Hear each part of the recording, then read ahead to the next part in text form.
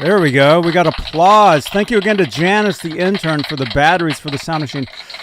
Hey, you guys, what's up? It's Johnny Beane talking Kramer Guitars. Fridays, 8 p.m. Eastern, 5 Pacific.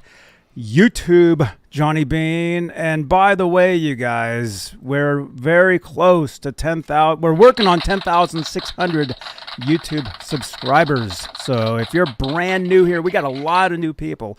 Make sure to smash that subscribe button, smash that thumbs up, and we'll start the show, and then we'll have a few more announcements. So let's do it. It's talking Kramer Guitars, Johnny Beane TV.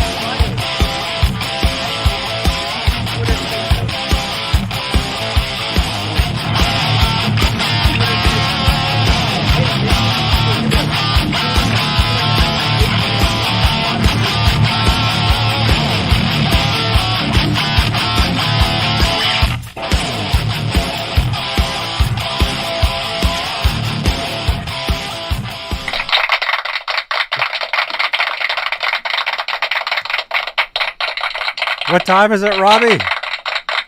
Kramer time! It's Kramer time, you guys. It's Friday. What's up, you guys? I think last Friday, it wasn't Kramer time. I think it was Steinberger time. Was that last Friday, Robbie? Yes, sir. It was a week ago.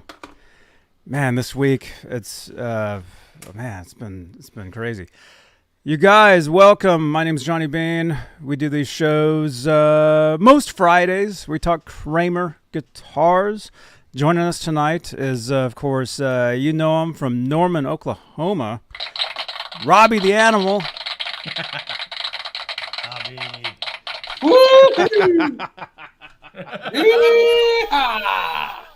What's up, dude? What's happening, Johnny? Hey, all good, man. Who else is here? Larry Riker. What's up? What's up, man? Where are you? What state? South Carolina. I'm over here by Joe Wentz. Joe Wentz. I've been watching some of his videos lately. The Trucker. Yeah. His Trucker series. Yeah, I've been looking at some of that. Yeah. New one out today, and then me and him and myself and Joe and Andrew Knox, we do every bi-weekly Saturday before yours. Long before yours, every other week. Because you're midnight, right? You're midnight on Saturday. Eastern time? Yeah. Eastern, yeah. I think 11. Is it Saturday nights 11? Okay. Saturday nights, I 11. think we do 11 p.m. Eastern. It used to be midnight Eastern, but then a lot of people that join us are Eastern already, and I start to feel bad. Like they're not, the show doesn't start till midnight their time.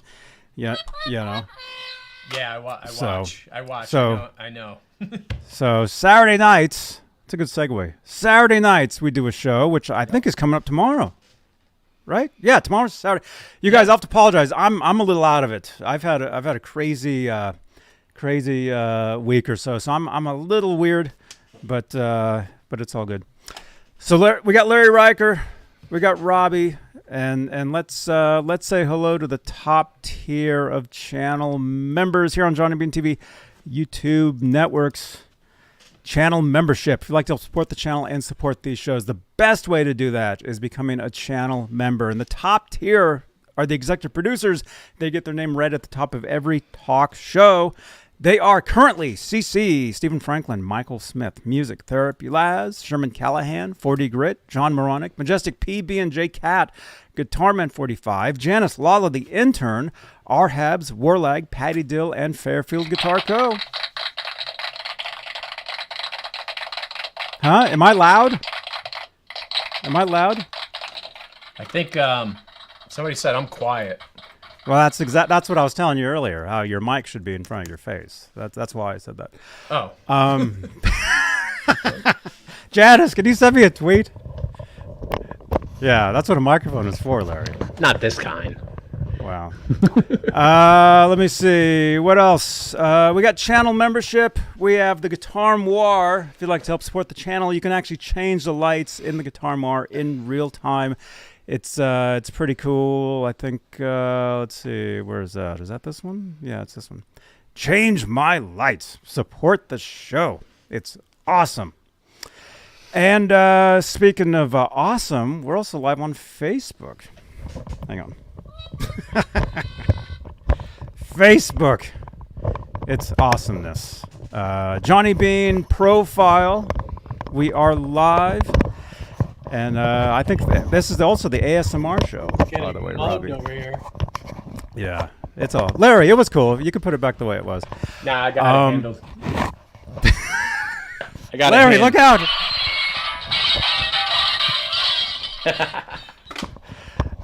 Facebook Stars is waking up to support the channel over on Facebook. And speaking of Facebook, we're live in the exclusively Van Halen group, 62,000 members. If you like Van Halen, that's the place you want to be on Facebook. We're also live in the EVH Gear Fans Live group, EVH Gear Fans Live page, and the Johnny Beane TV group as well, which is pretty awesome. We're also live on X, which used to be called Twitter.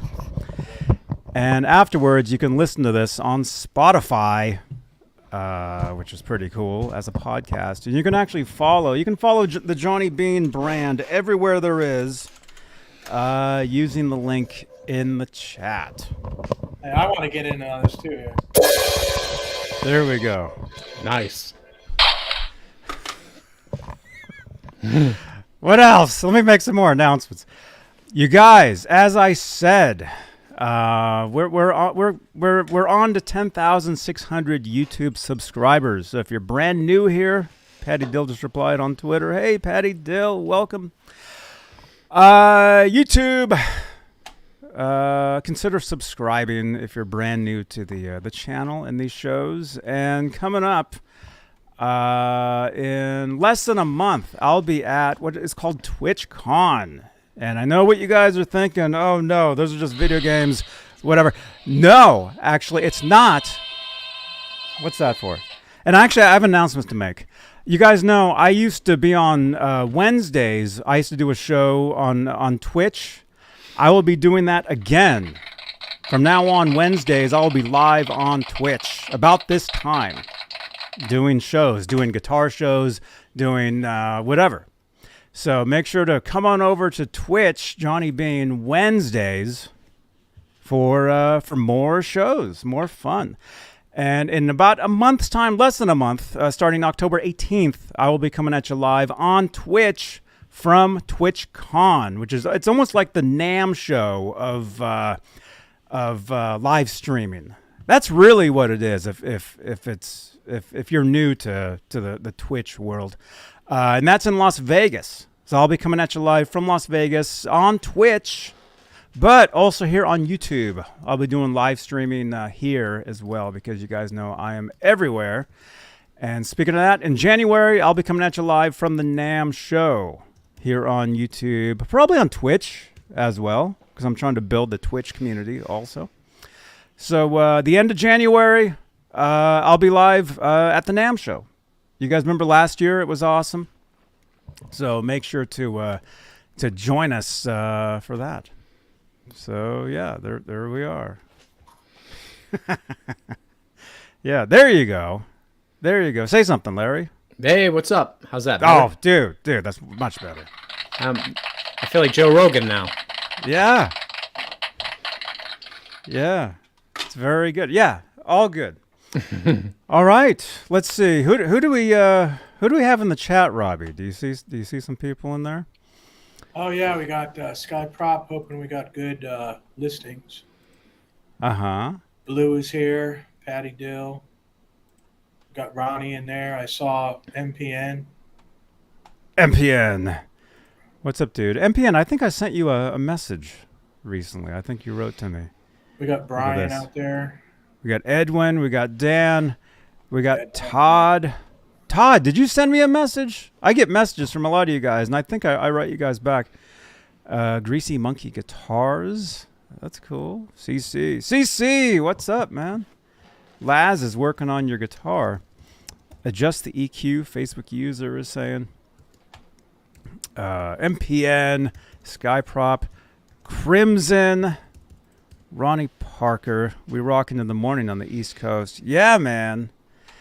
Yeah, like I was saying. Hey, Johnny Mac 5150. See, we got a lot of new people. We got new Larry. I don't know if you know this. Last time you were on with me, we probably had like 20 people, sitting here. Yeah. We have since doubled to 40 people. All right.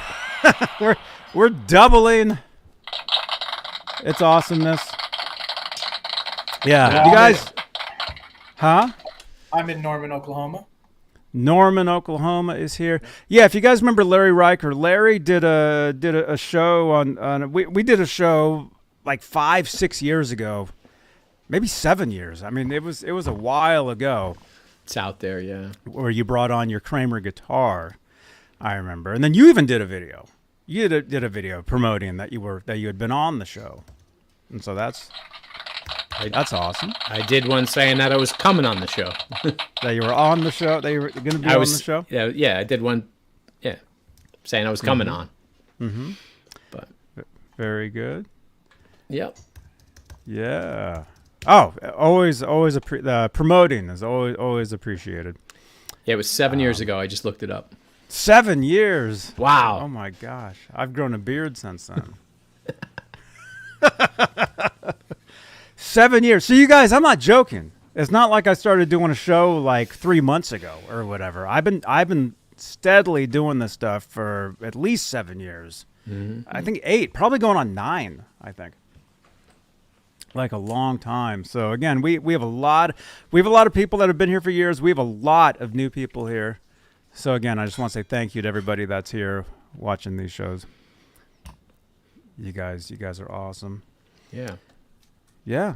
So let's see.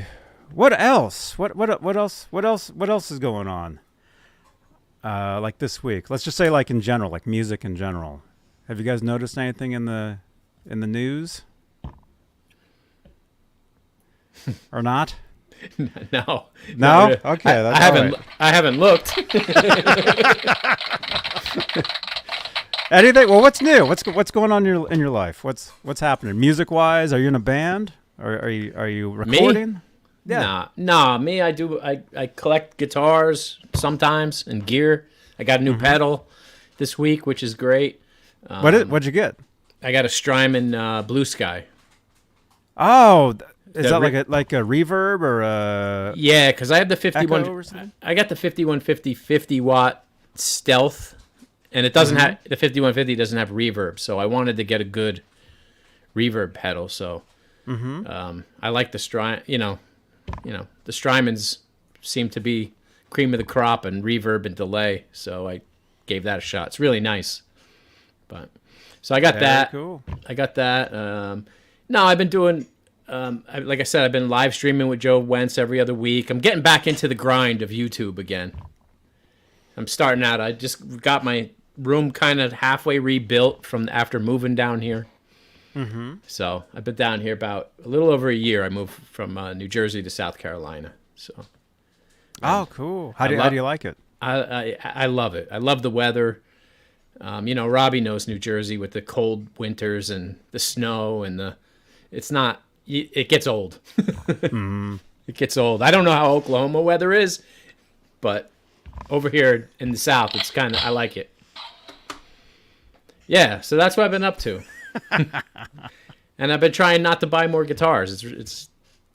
I'm feeling I want another one. I just don't even know what I want. I just want one. Mm-hmm. You know how it is. It's a disease. Well, the thing is, I don't have that issue. I'm good with like the same guitar. I could play one guitar for like years and be fine. I know they call it GAS, right? Yep. Gear acquisition syndrome. I hear about it. People tell me about it. I fortunately don't have the problem. You know, I just I just, what I have, I use. I'm a professional musician. I play gigs. I've toured. I've recorded. I was signed years ago. So when it comes to gear, it's not about. I hate to say it, you guys. It's not about what you have. It's about what you can do with it. It's true. So I mean, look. All my guitars are fake. They're not even real. See, they're not even. Yeah. This ain't even a real thing. But I can understand getting into stuff. Let's see. For myself, I'm really into. I'm really into streaming. I'm really into doing like shows and stuff. So I really try to focus on like my streaming setup, like my gear, like my mic, my camera, my keyboard, whatever, sound machines, stuff that I can make, that I can use for the, to make the production better. I have that machine. The same one? Yeah, because I was coming on your show. I went and got one At one point, everybody one. had this exact same machine. Yeah. I have it. I don't know where it is, but I have it. It's a cool thing. I was going to retire it. I wasn't going to use it anymore. And then I had a guest probably like a month ago, and he's like, Johnny, I love that you use that machine. He was saying it reminds him of like a TV show he used to watch when he was a kid, where they had like crazy sounds and stuff. He's like, Johnny, keep using that. It's part of the show now. I expect it when I watch you guys. It kind of is. Yeah. It's kind of definitely become like its own thing. And yes, Skyprop, we have batteries. Thank you again to Janice. Ooh. Janice sent me some new batteries for this, so we're all good. But getting back to the guitar thing, I can understand like, oh, that's awesome. That's I got to have it. Me myself, I don't have to have stuff. Like if I have something that works and it does the job, like I'm good. I'm good with it, and I'll play a guitar until it like breaks, and then think about getting another one, But I know there's a lot of guys, especially on YouTube, there's a lot of guys where they're always like, oh, I got to get a new one. Like I used to have somebody on the show years ago where they had a new guitar every week. They had to have a new one, and then they'd play it for a while, and then they would sell it. They'd get rid of it, and get another one. And so I can understand that. I haven't got one in years. I mean, I went through a phase, and I have. It's been a long time since I bought one. I told myself, get rid of the ones you don't play, and then go get something you want. So that's what I'm going to make myself do.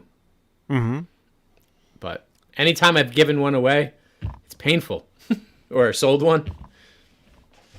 Well, I only did it. I did it once. And I regretted it. You sold a guitar one time? Yeah, I regretted it. It was a LTD. I should have kept it. I think you're better off actually selling that. You got some better guitars back there, I think. Let me see. Yeah, dude. I mean, yeah. Speaking of Kramer guitars. What I used to do years ago was I would buy parts off eBay. I would buy Kramer bodies, Kramer necks, pickups, Floyds, whatever. I'd slap a guitar together, play it for a couple gigs, and then I would sell it. Okay.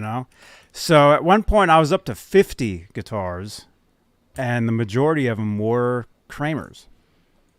So... And a few of those I wish I still had, like today. Like they'd be great to use for my Sunday night show where I play, or just for this show, for showing, this is like my presenting, So you're in recovery. You used to have 50, now you're scaled down and you don't buy them anymore. I'm down to I'm down to like 25 or so. But like I said, though, it's not about how many you have. It's about what you do with them. Like if you have 20 guitars, but you only strum on them every once in a while. I mean, that's fine. I mean, there's all sorts of different types of players. Not everybody has to be out there gigging every night or whatever. But for me personally, if I bond with a guitar, like I've got this guitar now that I use. It's a Strat. thing that I threw together. It has this thing called the Vega Trem, which is a super awesome tremolo. That's like my favorite guitar ever. Okay. I mean, I use it every Sunday night. I'm using it. Although I do have a few other guitars where if I was to get a call to play a gig, which could happen at any time, you know, I could get a call saying, "Hey, are you available for this date, this time, whatever?" And normally, yes. You know, Gary's watching from Oklahoma. Hey, we have another Oklahoma. Gary just sent me a message. Gary, are you watching us right now? Gary Housley. He used to do shows on YouTube years ago. Gary, good to see you, man. What was I saying? Yeah, if I was to get a call to do a gig, I would have like 3 guitars that I would. Well, no, truthfully, I would take 2 guitars with me to a gig. You always want to have at least a couple guitars. Yeah. So, but again, it depends on the gig. Like if I was to get a call from a band and they're like a heavier, like hard rock band, I would grab a guitar with humbuckers and a Floyd or whatever, you know? But then if I was to get a call from a band that does, mostly clean type, clean amplifier tones, not real heavily distorted, whatever, then I would take like a Strat or something. Yeah. So that's cool. It depends on the situation. It really Hey, does. Johnny, what's a ZX30H? A what? Hey, Robbie, what are your thoughts on the ZX30H? Right. I'm assuming. Here, let me look that up. ZX30. Let me see. ZX. Okay, that's a Kramer. That's an 80s Kramer. Oh, that's an Aerostar. Oh, right. Yeah. I'm not into the imports that came out of Korea. So I probably wouldn't own that. Mm-hmm. So those are your thoughts? Pretty much, yeah. You just wouldn't own it. You wouldn't have it. Well, let me see. I mean, if you dig it and you like it, that's fine. I mean, I'm not putting it down or whatever. It's cool. Yeah, no. There's all sorts of guitars for all sorts of, the main thing. Okay, that's Chi-Town Kid. I hear the ones made and assembled in New Jersey are worth more, he's saying. Well, absolutely. The parts came out of several pieces, depending on the year. I mean, if you're looking at something from '82, the body was made right there at the Kramer factory.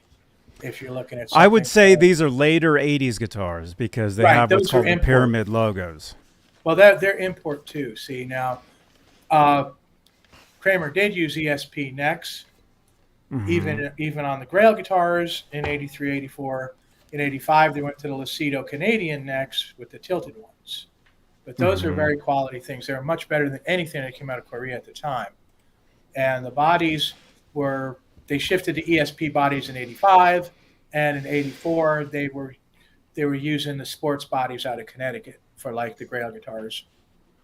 And like I said, if you go '82 to '83, I had one of those Aerostars actually. The van.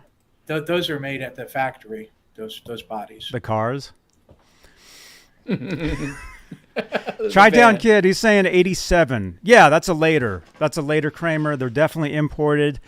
And if you can get one for a really good deal, the main thing is that you get an instrument that you like.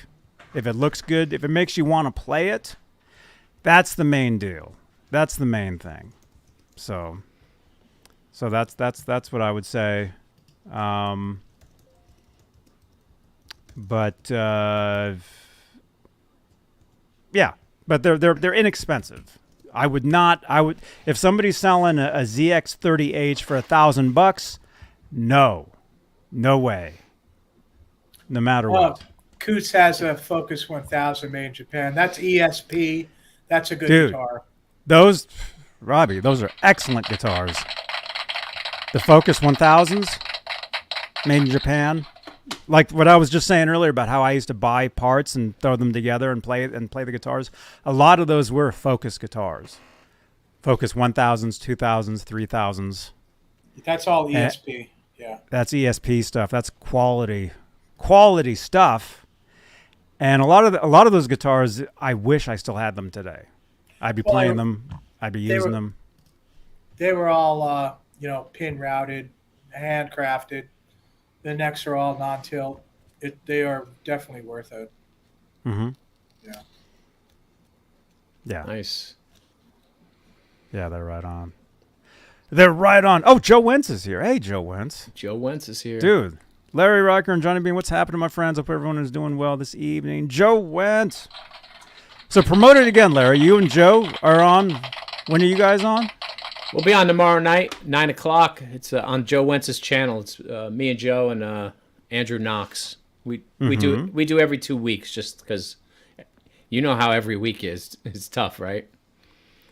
I do these shows almost daily. I know. Yeah, so you know. But yeah, we're tomorrow night, 9 o'clock, and then you guys come on at 11 with Saturday night. So yes.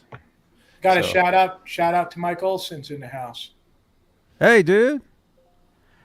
Mike Olson, channel member. Yeah. Wait, tomorrow? You guys are on tomorrow night? Tomorrow night, 9? Yeah, tomorrow night, 9 Eastern. 9 Eastern. So, and you're on 11 Eastern. 11 Eastern. Yeah, we go like an hour and 20. You know how it is. Mm-hmm. We go 4 hours. Yeah, you guys go. I know you're sad. I watch your strategy. I've been doing these shows for 8 years. Remember? I've been doing this stuff for a long time, man. So I it's normal. It's my life, really. Well, I watch this one frequently with you and Robbie, and then I saw the one last week, Steinberger, which was a great show. And then I watched. Thank you, man. I watched Saturday night, frequently with 40 Grit and Gunner, right? 40 Grit. And 40 Robbie Grit and is you. awesome. Yeah. Saturdays has become awesome, man. Well, he's got 40. They got some cool guitars. They got the gas. Mm-hmm. And then I just watched Zim the other day go through his storage locker. Yeah.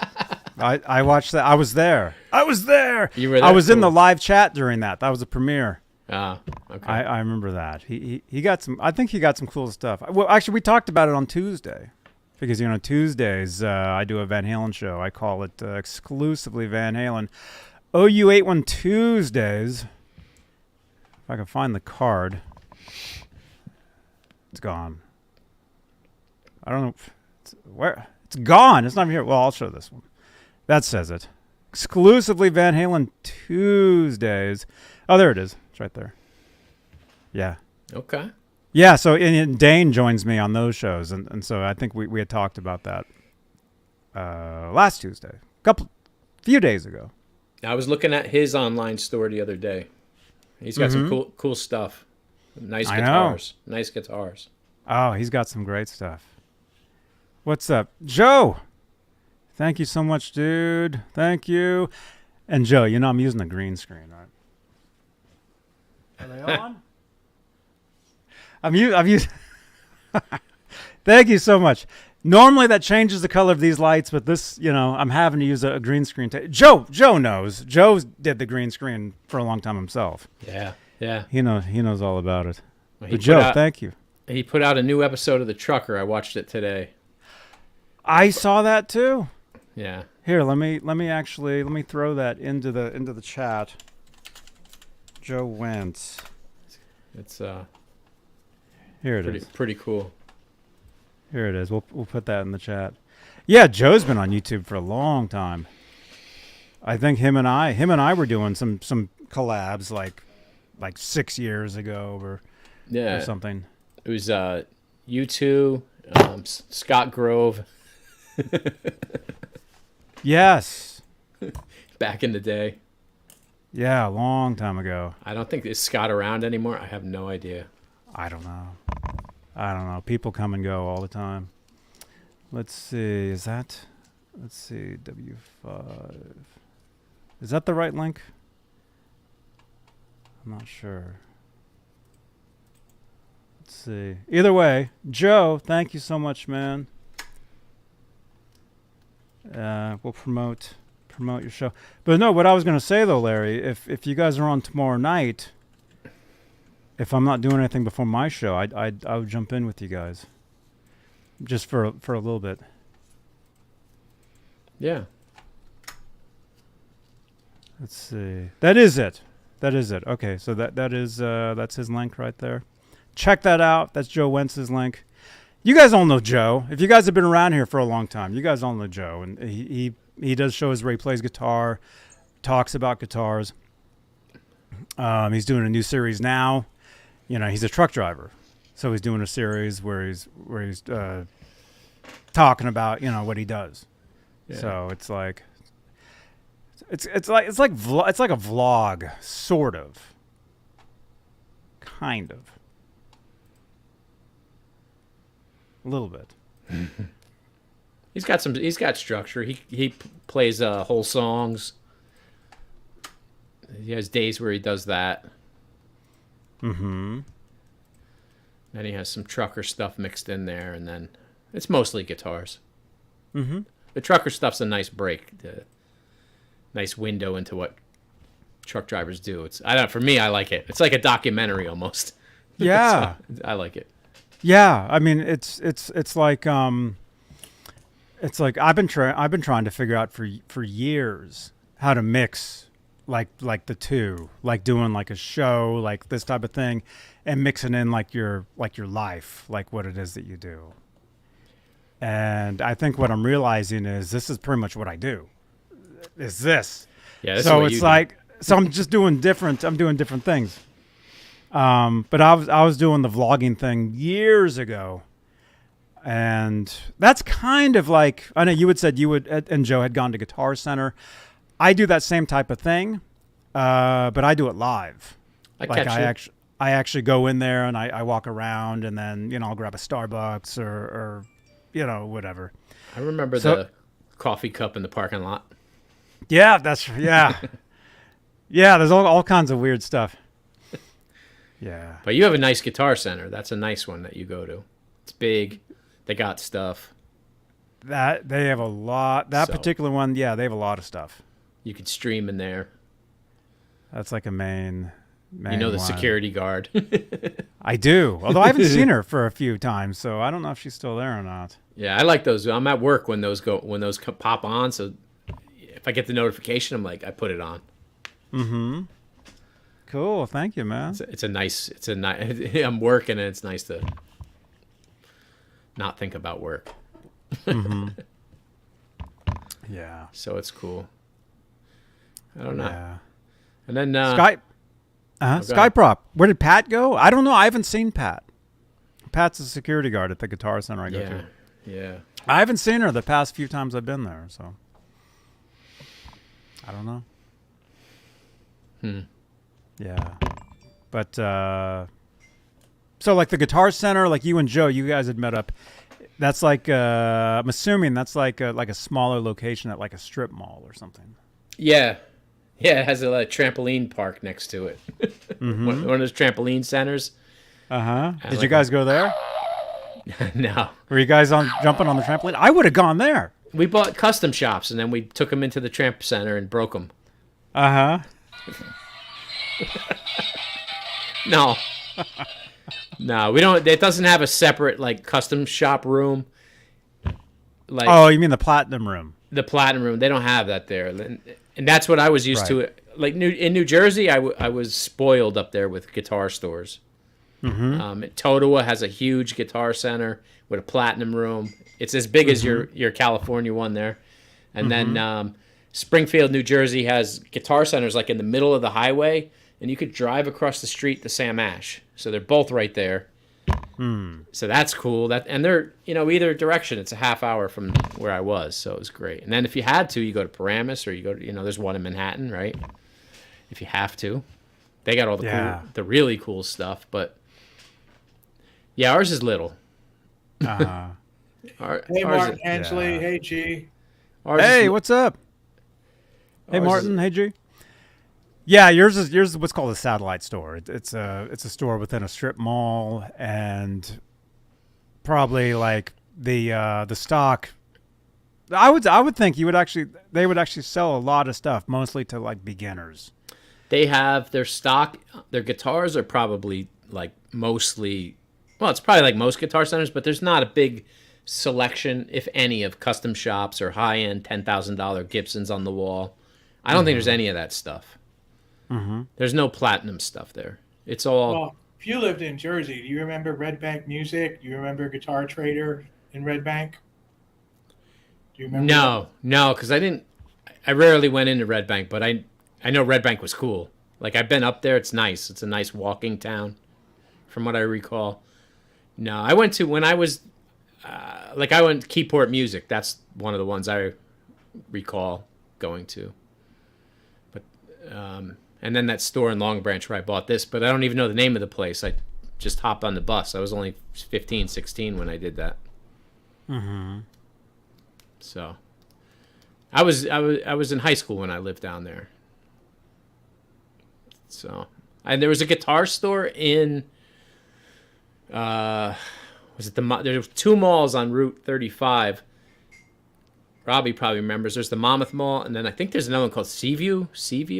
Right. One of them had a guitar store in it and always had Kramer's in there. I remember that place. That was awesome to go to the mall and have a guitar store there. But I don't know. I don't know how good they were. I just looked. I didn't have no money. I was a teenager. Hey, I'm 56. I still have no money. Yeah, actually, there's a lot of stores out here that I've never been to. I've been out here 30 years. And you guys know our friend Music Therapy Laz. He'll say, hey, Johnny, have you ever been to this store in San Mateo, California? No.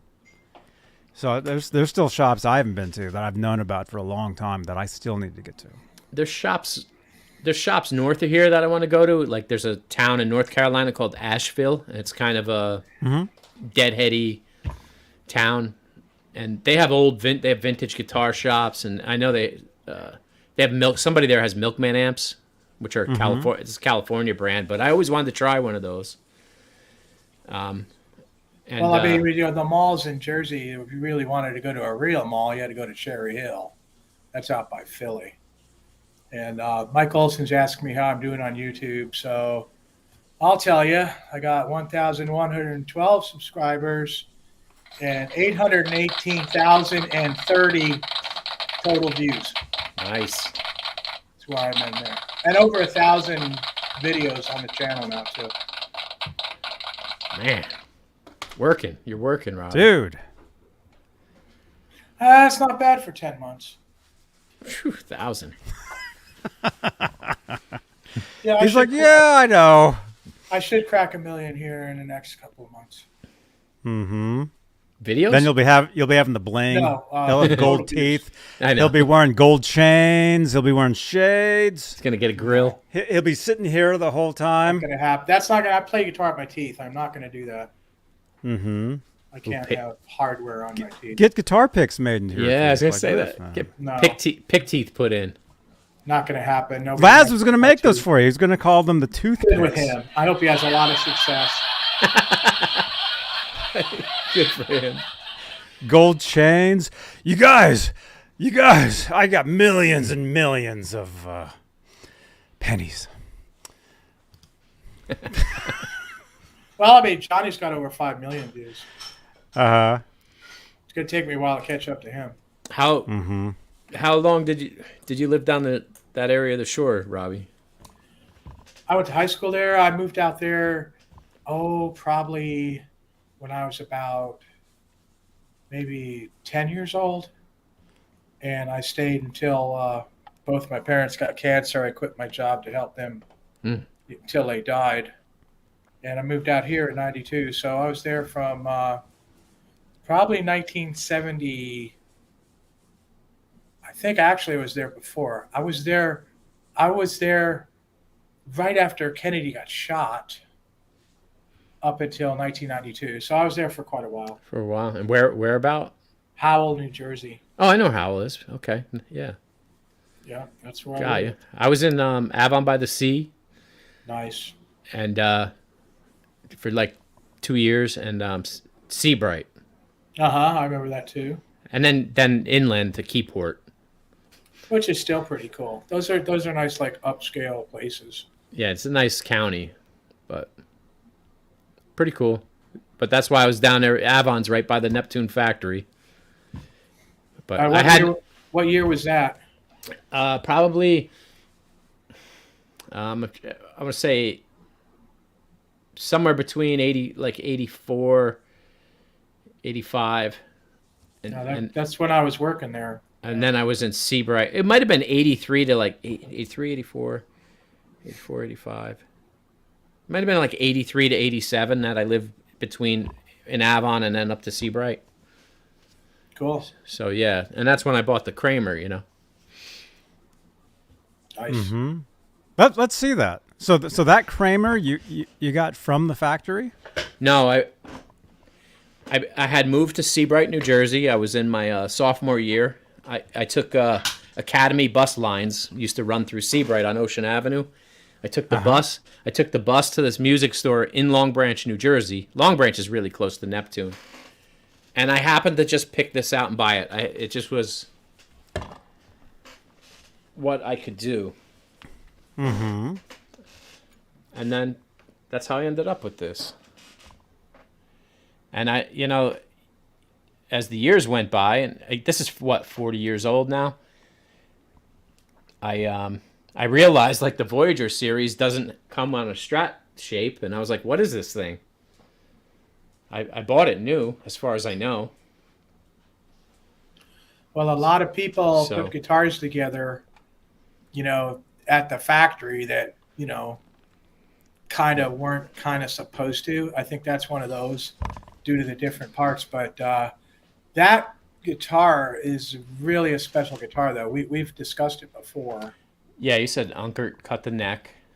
Yeah, that's definitely Unkert cut the neck there. We got go-to tuners. Go-to tuners are period correct. Tool pack. Proper tool pack. ESP neck. Slam nut, right? Uh-huh. Right, and everything. it's hanging over the edge. That's good. You want to see that. And is that a round string retainer also? Is that a round profile? Does it have a flat spot on top, or is it just round all the way around? Good question. I think it's round. It's round but flat on top, I think. Okay, so that's probably an 83 with the gold hardware. I'm thinking that is one of the 83 Floyd Roses, similar to the ones that I have on this Vanguard I'm going to show tonight, that has the gold-plated fine tuner spring. That was really what 83 was. So that bridge is in very good shape too. So that's really nice. And then this is a Schaller. Yeah, that's the Golden 50. That's a 1979 Golden 50. Yeah. Yeah, somebody who put this together had some pretty good parts he put on there, for sure. Yeah, I've never had to truss rod the neck in any way. No, you won't. With those Never. necks, I've never had to adjust one. I've built several of that in that time period, and I never have to have a truss rod adjustment ever. Yeah, it's not wide in any way. The neck, the profile, it's very thin around up here. To the feel compared to like a Fender Strat, right? And then you get into chunkier with the Strat, and then when you get into the CNC necks or anything modern, it's even chunkier. Oh, this is the other thing, right? This neck plate is no serial, and it's the brass color. Right, and that indicates it came out of the custom room, because those were only from guitars people like made at the custom room or got the plate out of the custom room. Yeah. To me, I think somebody kind of made that on the sly or something, and then they would go sell them to try to make money, because nobody was making money at Kramer. You couldn't buy parts there.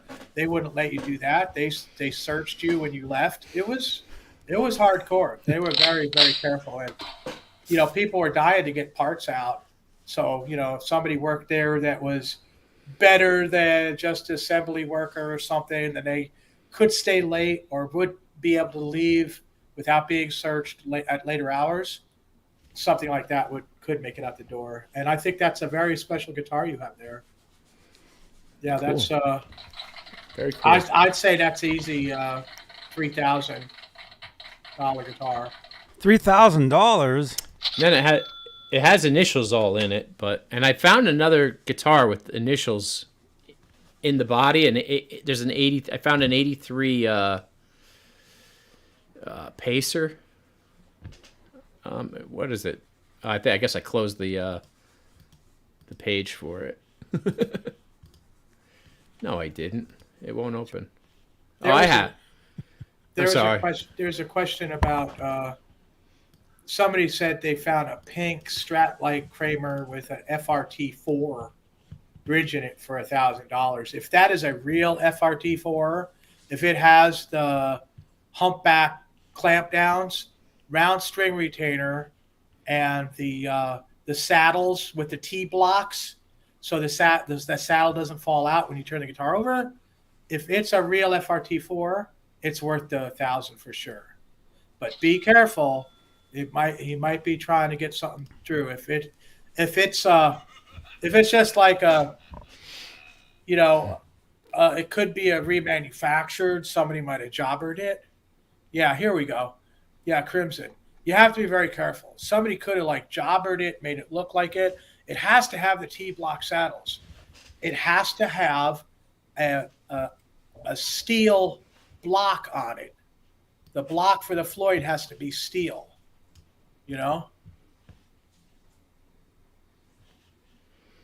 So I have looks like a smaller brass block. I would be very careful because if it was a real FRT4, it would have a big steel block on it.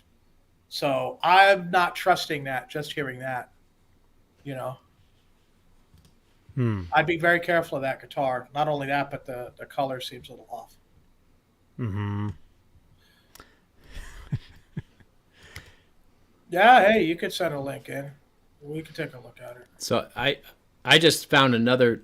Just actually yesterday, I found somebody who had a '83 Pacer Deluxe maple body on in the Kramer forums, and it has the same initials that are in mine. It matches the writing, PJZ. We don't know who that is, but it's the first time I've seen the initials outside of my guitar in another one, so it's kind of cool. That's interesting, and that could be a fact. They're saying they're calling it sports. Does it have the extra route in the cavity? It's a HSS body. They're calling it an 83 C series Kramer Pacer Deluxe body in aged white, not cream. Well, if it doesn't have that extra route in it, like the Grail guitars had, the one where they routed a smaller route in like a U shape toward the back of the tremolo cavity, that really showed it was sports, and it would also have to be a two-piece glued down the middle body too.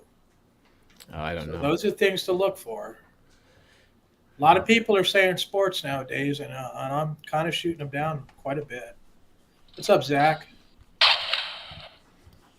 Zach, happy birthday, man.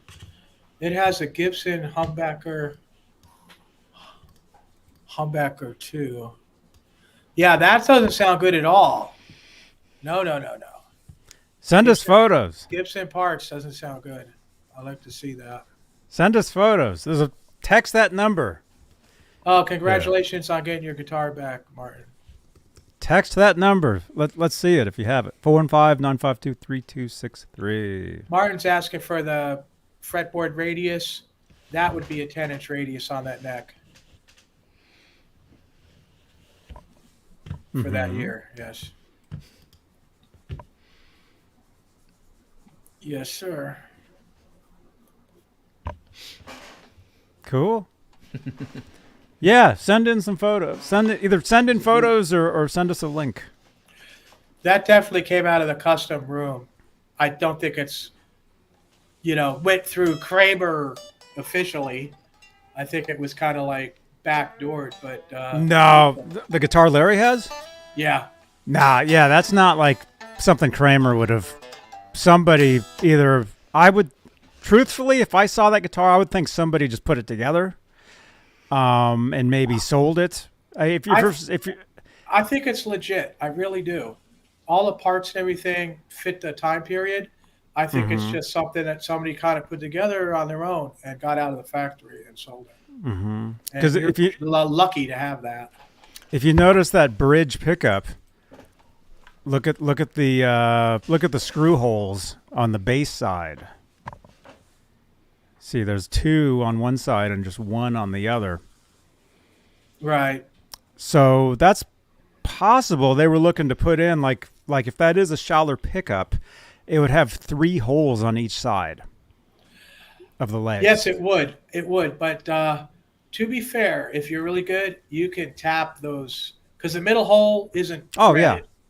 But if you got the right kind of tap, you could tap that hole and put a screw through it.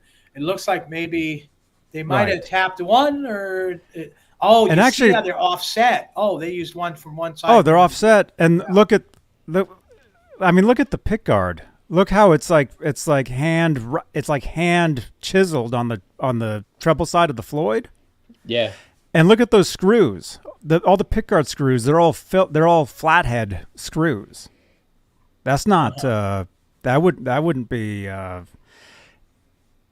I don't know. Well, yeah, that would be it would be countersunk, and the screw. But nobody would be using those screws. Those would be Phillips screws. The guitar was definitely put together by somebody, whether it was somebody at the factory. Although I don't know. I mean, because if even look at that pickup route, how it's like how they did a little too much at the bottom of the treble side. Like, I'm actually shocked that anybody would sell that guitar saying it's brand new, because it's obviously not. But the parts, that's definitely an 83. I've got one on the... Oh, yeah, but anybody could have just thrown those together. And that Schaller pickup from 1979, I mean, I have one of those left. Right. Well, yeah, I mean, it's all, the parts are great, but that coming from a store saying it's brand new, that's BS. That's not legit. And then the year of that neck is true too, with that shelf hanging over. That's that it all checks out as far as part wise go, and are the only people that would be able to get those parts at that time were people that worked at the factory, because no one had them. Kramer's the only people that had that. Mm-hmm. And the neck, right, is different. It's custom, right? Well, the neck's ESP obviously was supposed to go on a Voyager, but somebody must have, swiped it or something. That's the only way they would have got that neck out of the factory like that. Yeah, Kramer would have never let that go out the door, saying it's a Voyager on a Strat body on a, on the Pacer Deluxe body. And then you got that backing plate. That backing plate, only the people in the custom room had access to those. So, I had theorized before that it could be something that maybe Unkert did on the side, or it could have been somebody that was helping Unkert. There had to be somebody that could pretty much get in there, because that was before Billy Connolly was there. Absolutely. So. Yeah. I mean, the case was, new at the time. Mm-hmm. It's not now. What's the deal with the case? Day one, I was kind of stupid. I didn't know that you just take the latches and go like this, and it opens. So day one, I pried one side open with a butter knife to get to. Oh my gosh! And then I went, "What do you want?" I was 15, 16 years old. I didn't know. So it's always been broken. There it is. It's trashed. The writing's gone off of it. There's no serial number on that back plate, CC. That's why it had to come out of the custom room. Those plates were only available to people that could make guitars like super custom, like friends of Kramer. People that the bigwigs knew. Mm-hmm. Yeah. So right, and being gold too. Yeah, that's really. Yeah. That's almost unheard of.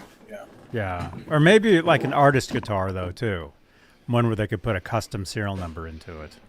Would they But prototype? there is no serial number on it, and the prototypes all had serial numbers. Yep. Yeah. I know in the neck pocket there's like a half a pick, I think, in here as a shim. Yeah, that sounds like somebody might do that. It's like glued in there. Oh, you took the neck off before? Yeah, we had it in an old show. We go back 7 years ago. I had it in pieces. Oh, okay. Skyprop, you wouldn't find a number in the case. It'll just say made in Canada. That's it. But yeah, nice guitar. I've always liked that one.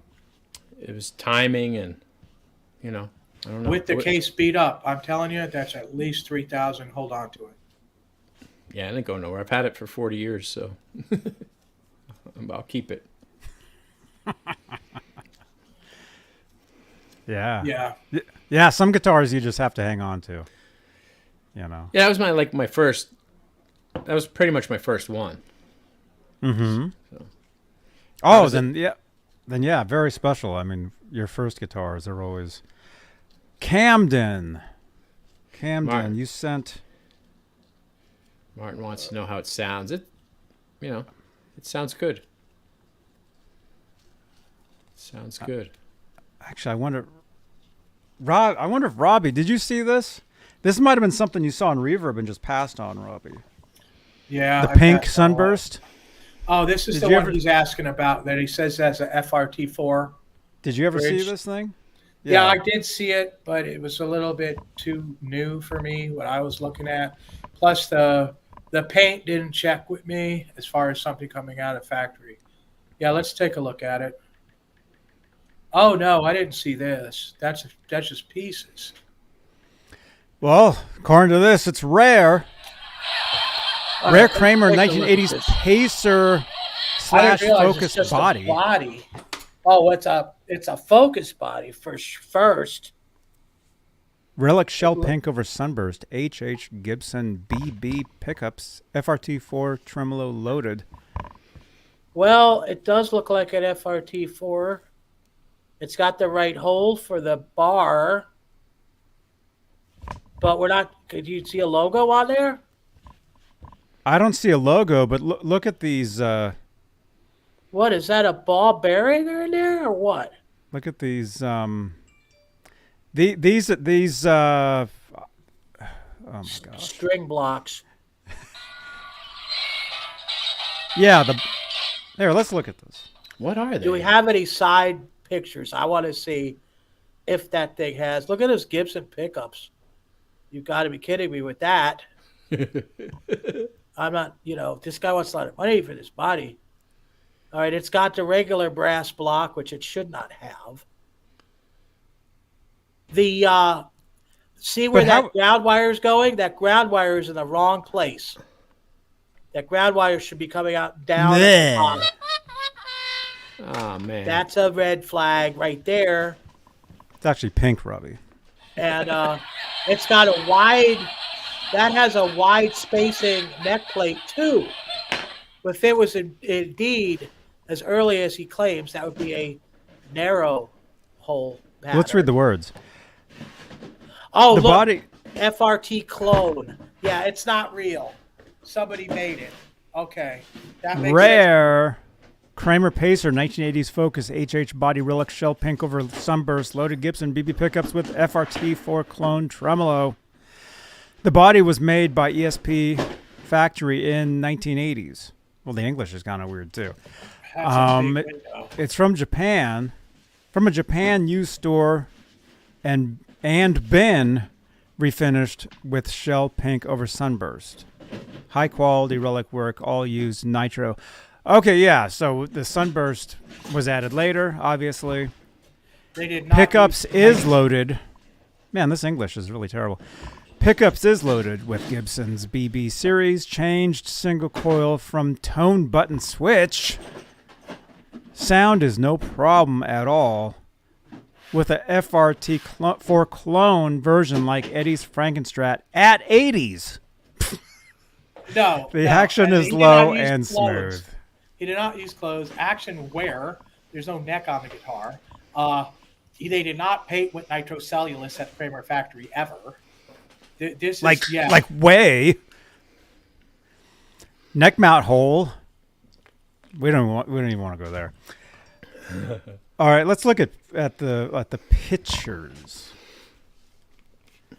There we go. So, is that a self relic or is that real? I don't know. It's self. It's self because the sunburst was done. The entire guitar was refinished and relicked. Wow. So that kills your value too. Yep. Unless that thing was an 82 Pacer Special with the 2 1/4 inch neck route. No, the only thing Kramer about this body is the body. But again, the body was totally refinished, relicked, and this bridge is a clone. Oh, and look, it doesn't even have T-block saddles. What if you're going to clone one of these C's? Don't put the Fender bullet string block in. And where's the T-block? Where's the T-block saddles that came on these? Bad job on that clone. I mean, that's just not worth it. Stay away from this. Yeah, stay away from this. I don't know what happened. You talk about you talk about wood screws. What the hell is that? Oh, that's on the screen. Okay, sorry. What? Oh, I'm looking at the side to side for the picture. So I thought they were like screws. Now, what the hell am I looking at here? Oh, that's the neck pocket. Okay. Yeah. That looks weird. Looks like the guitar was originally white. Somebody kind of put some extra holes in there. I don't know what happened there either. Mm-hmm. Yeah. Probably because they were painting. I would think to paint. To hang it. But that body. But they're not on this side though. That body doesn't have the official holes that Kramer had when they painted bodies either. I'm not even sure if that really is a Kramer body. If you look at a Kramer body or even a Focus, they always have that hole in the neck pocket. That's where they would have affixed the piece to paint it. How many hoax? Yeah, good one though. Glad you sent it in. It's sort of cool looking, maybe in a weird way. It's sort of ready to like go in this? the pot. I don't know. Yeah, I don't know. I don't like self-done relic, but I don't know. I'm not even sure it's really not an ESP body. I mean, not $700 cool, but no, I would. You couldn't pay me to take that thing. I mean, it has that weird Kramer shape though, doesn't it? On the I guess where the input jack is.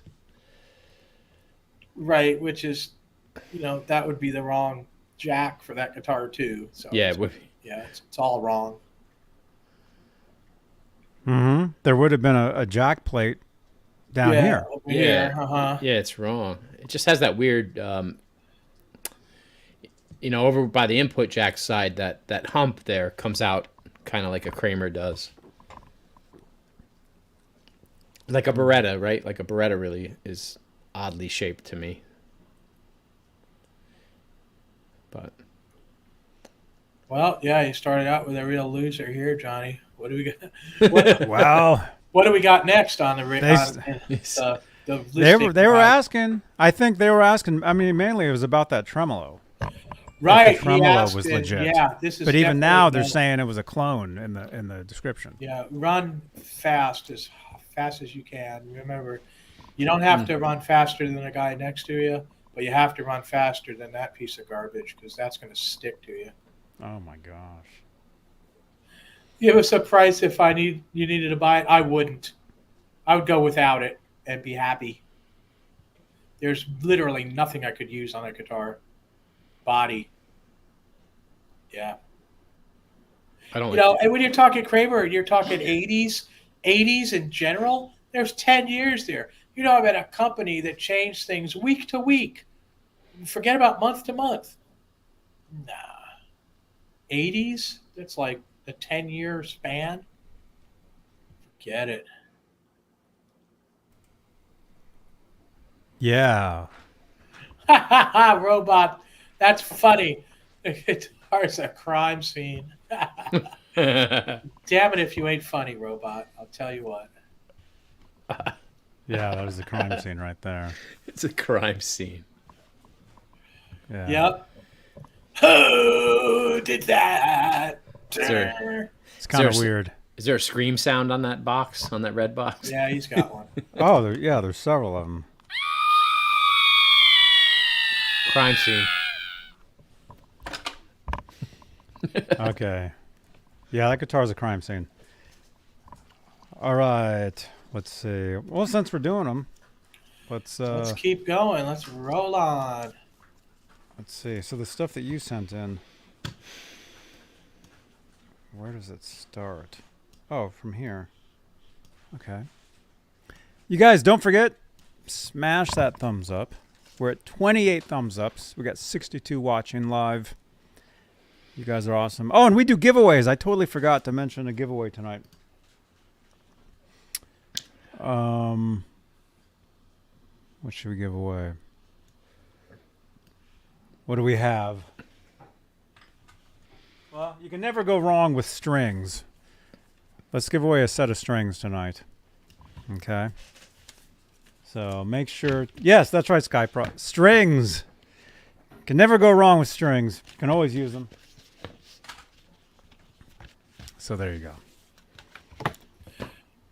Well, Robot, I think I've found some real Kramers for us to look at.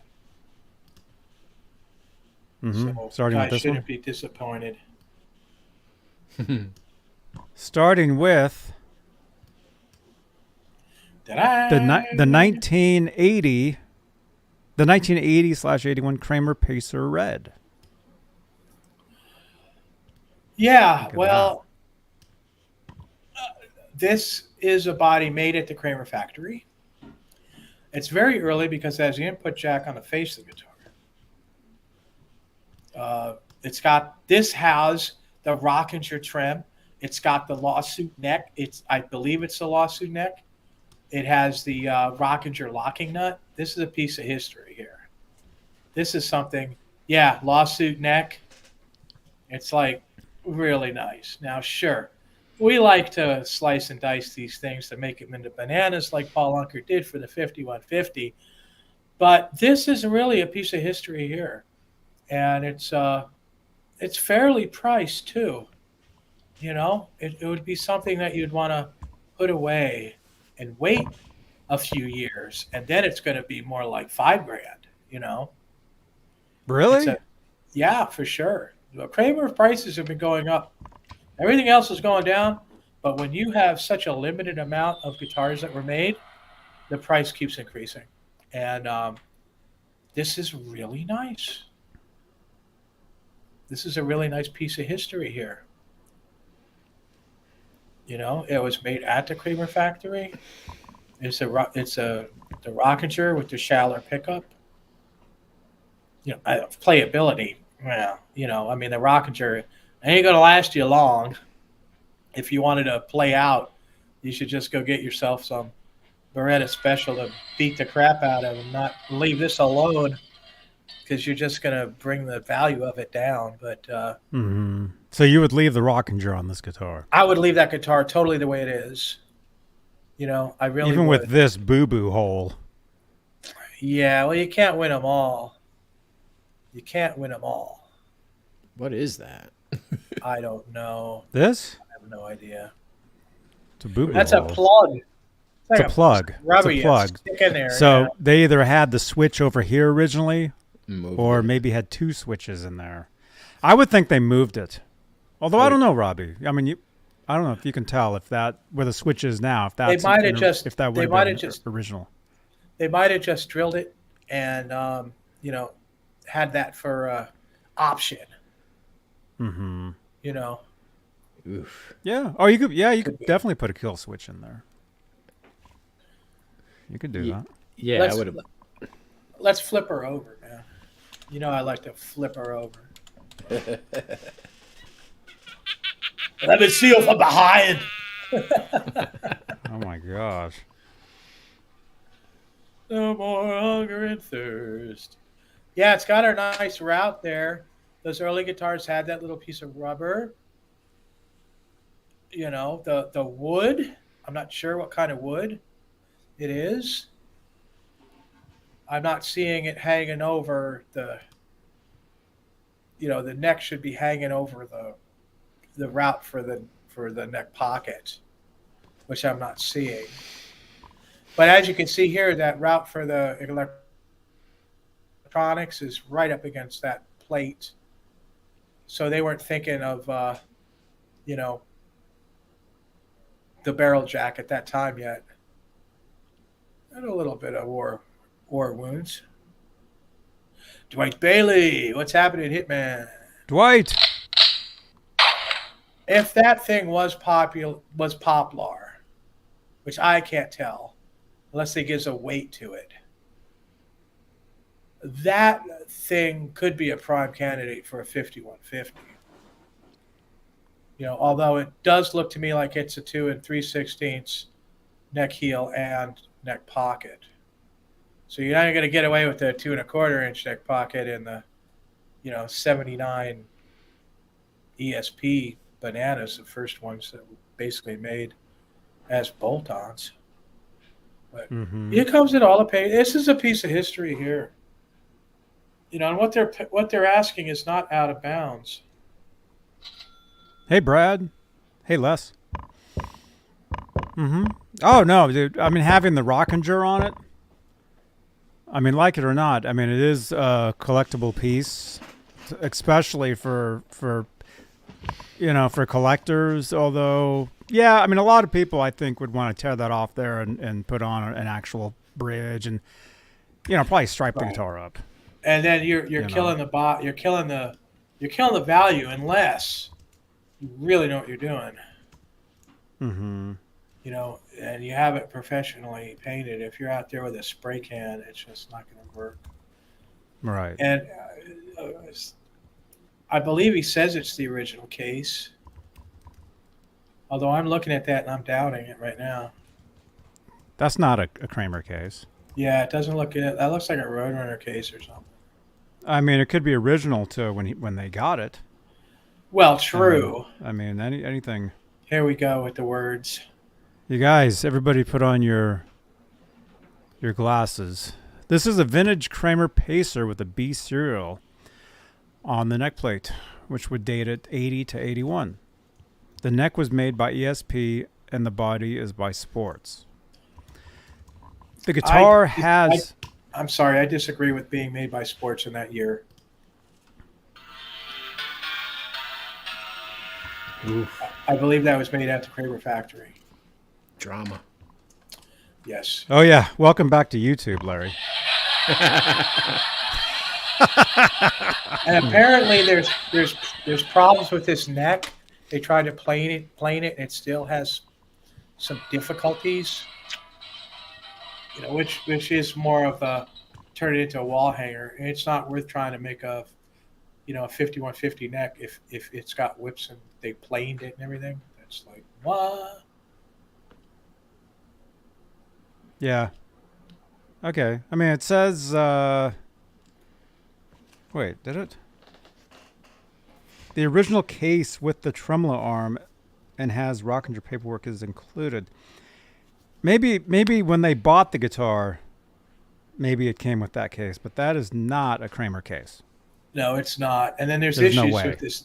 There's issues with this neck too. I mean, even Larry wouldn't have butter knifed that thing open. Oh no, we're gonna have to start calling Larry. Let's start calling. It's been Larry. Larry's new nickname's gonna be Butters.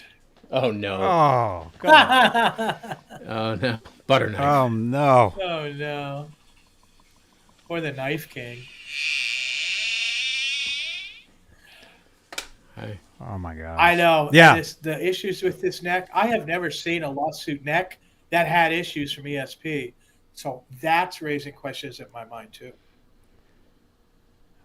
Wait, what are we looking at? The Well, in the what? words, he says the neck has issues. It's been planed to try to straighten out the whips or whatever that was in it, and they still couldn't get it out. So that's that's a flag. That's a flag with it. I still like it though. If you hang it on the wall. I never saw an ESP lawsuit that wasn't straight as an arrow. But maybe this was a duck. I don't know. Quack, quack, quack, quack. Quack, quack. If they planed it, they took the frets off. That means they took the frets off and either refretted or put the frets back on. That's taken away from the money they want for this. Because that money would be worth it if it was like super all original. But that network is going to kill a value too. Not only that, but who knows where that case came from. Right. Yeah, and it's what's not original is this boo-boo hole and these speed knobs. Yeah, it probably would have witch hats. That color? Especially that color. Well, unless, I don't know, because, I mean, Larry got his guitar and they were telling him it was all original and new, which I highly doubt. Right. I mean, this guitar, I mean, it's almost like a similar thing. You know? Kind of, but I'm really suspect about this planing of the fretboard. Like I said, I have never seen a lawsuit neck that needed that kind of work. And also, that neck is not hanging over the edge of that body, which it probably should have been for that year, as early as he claims. What are these markings here? Do you see that? Just damage from taking the frets out? There's like several markings starting at the 15th fret, like right here. I mean, it could be the photo. I don't know. Well, the thing is with guitars, you never know what somebody did to it, what your previous owner did or changed. They could have told, because anybody can tell anybody that doesn't, if they don't know, I bought this, this is original to this. And then so the next guy is like, oh, I got this, it's original. But you and I know, nah, it's not. But the guy that sold it to you said it was. So you never know. Hey, Jeff. Right, Jeff Davidson? That's why we do this show, Johnny, to look at this stuff. To educate. To see. And I could say, no, stay away from this. No, stay away from that. Take a closer look. Find out stuff like this guitar turns out to be a basically no-go. What really gets me is that plain work on the neck. ESP just was a high quality. Mm-hmm. So that's suspect for me. I don't know if they got a Stratocaster neck. Well, and what's going on here? I believe it on Fender. Why would there be wear right there? I don't know. I mean, that's suspect. Is there a closer shot of that? Yeah, there is. Yeah, what the hell? What's going on here? And look at the decal isn't on right. That Pacer series would have been well above the edge of that. Yeah. Yeah. Yeah. This was added later. I'm thinking somebody put a Fender neck on there, and that's why they had whips in it. This was added later, and like here, it either bubbled up, so it got destroyed, or maybe like I said, you never know. Maybe they saw that Eddie's, had some wear on it, so they did some wear to theirs. Who knows? I mean, and look how dark the neck is too. It's been like sprayed, right? As well. It was darkened with like lacquer, right, Jeff Davidson? And a good amount, which they probably had to do to try to do something after their planing. Yeah. So unfortunately, stop complaining. I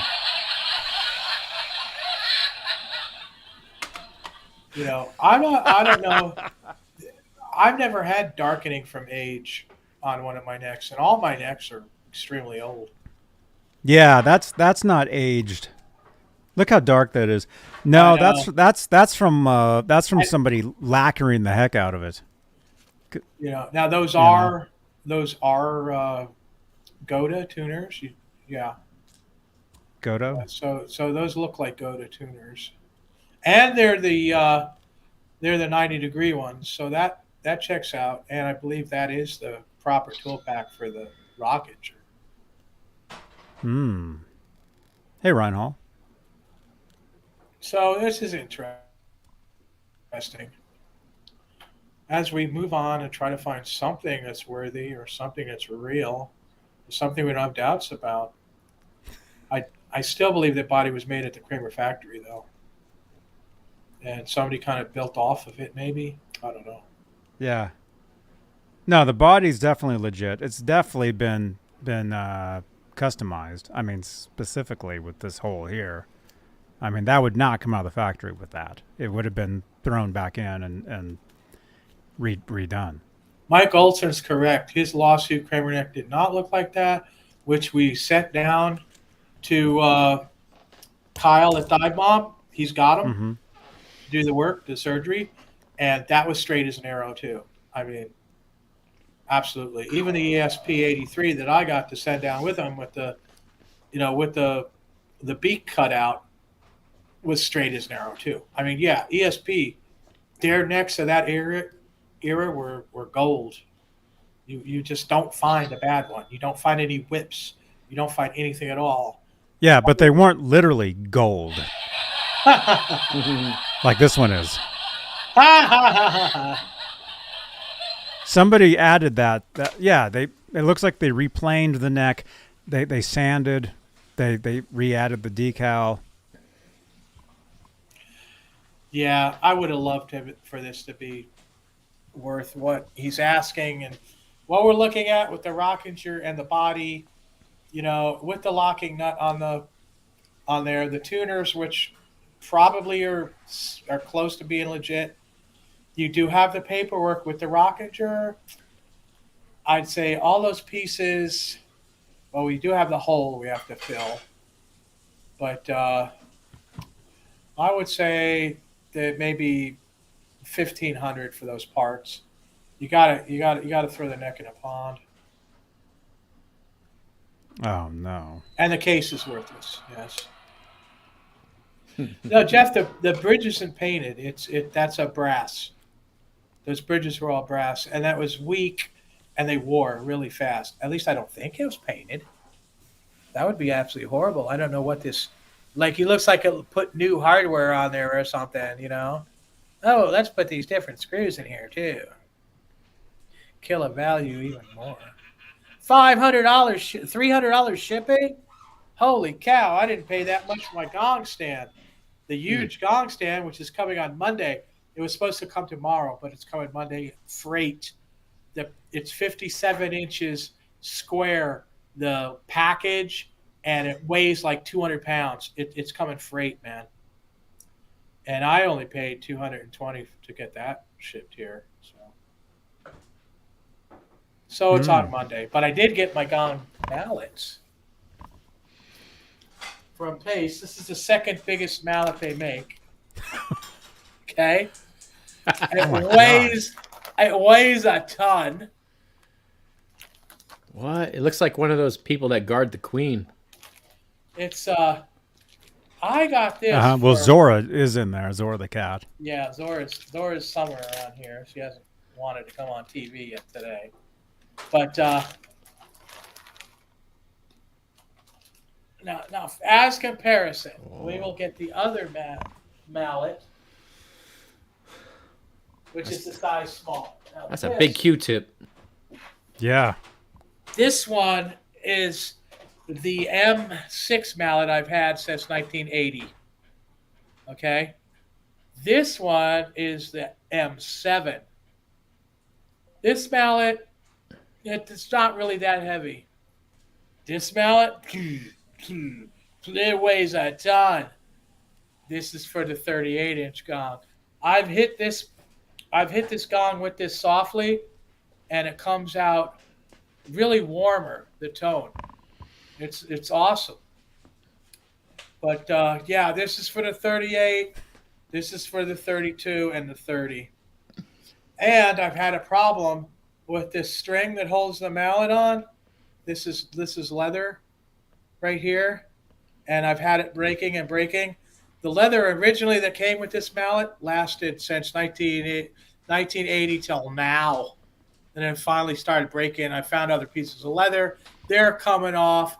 I'm doing videos, and I'm having to like bend down to get the mallet because the thing broke.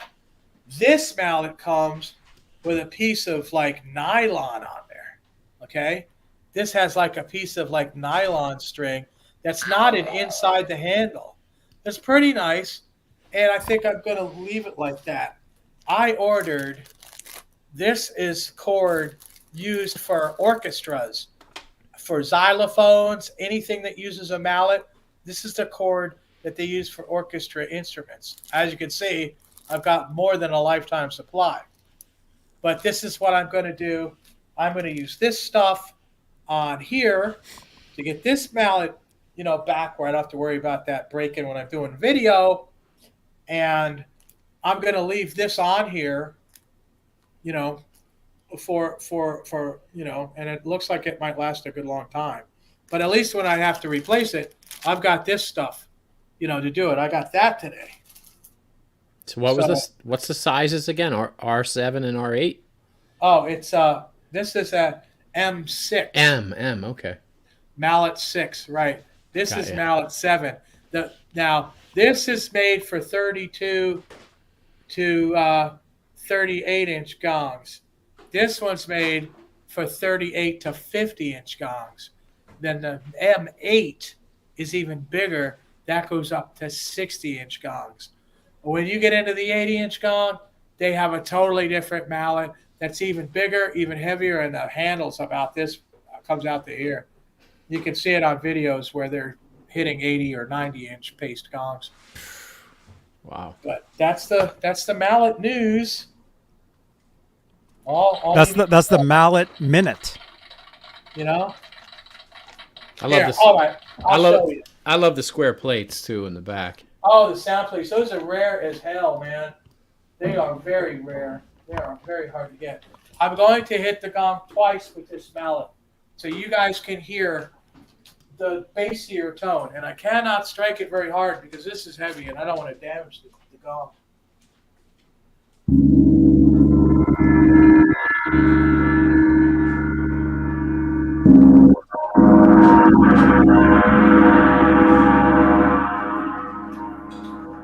Yeah, it's cool. It's very cool.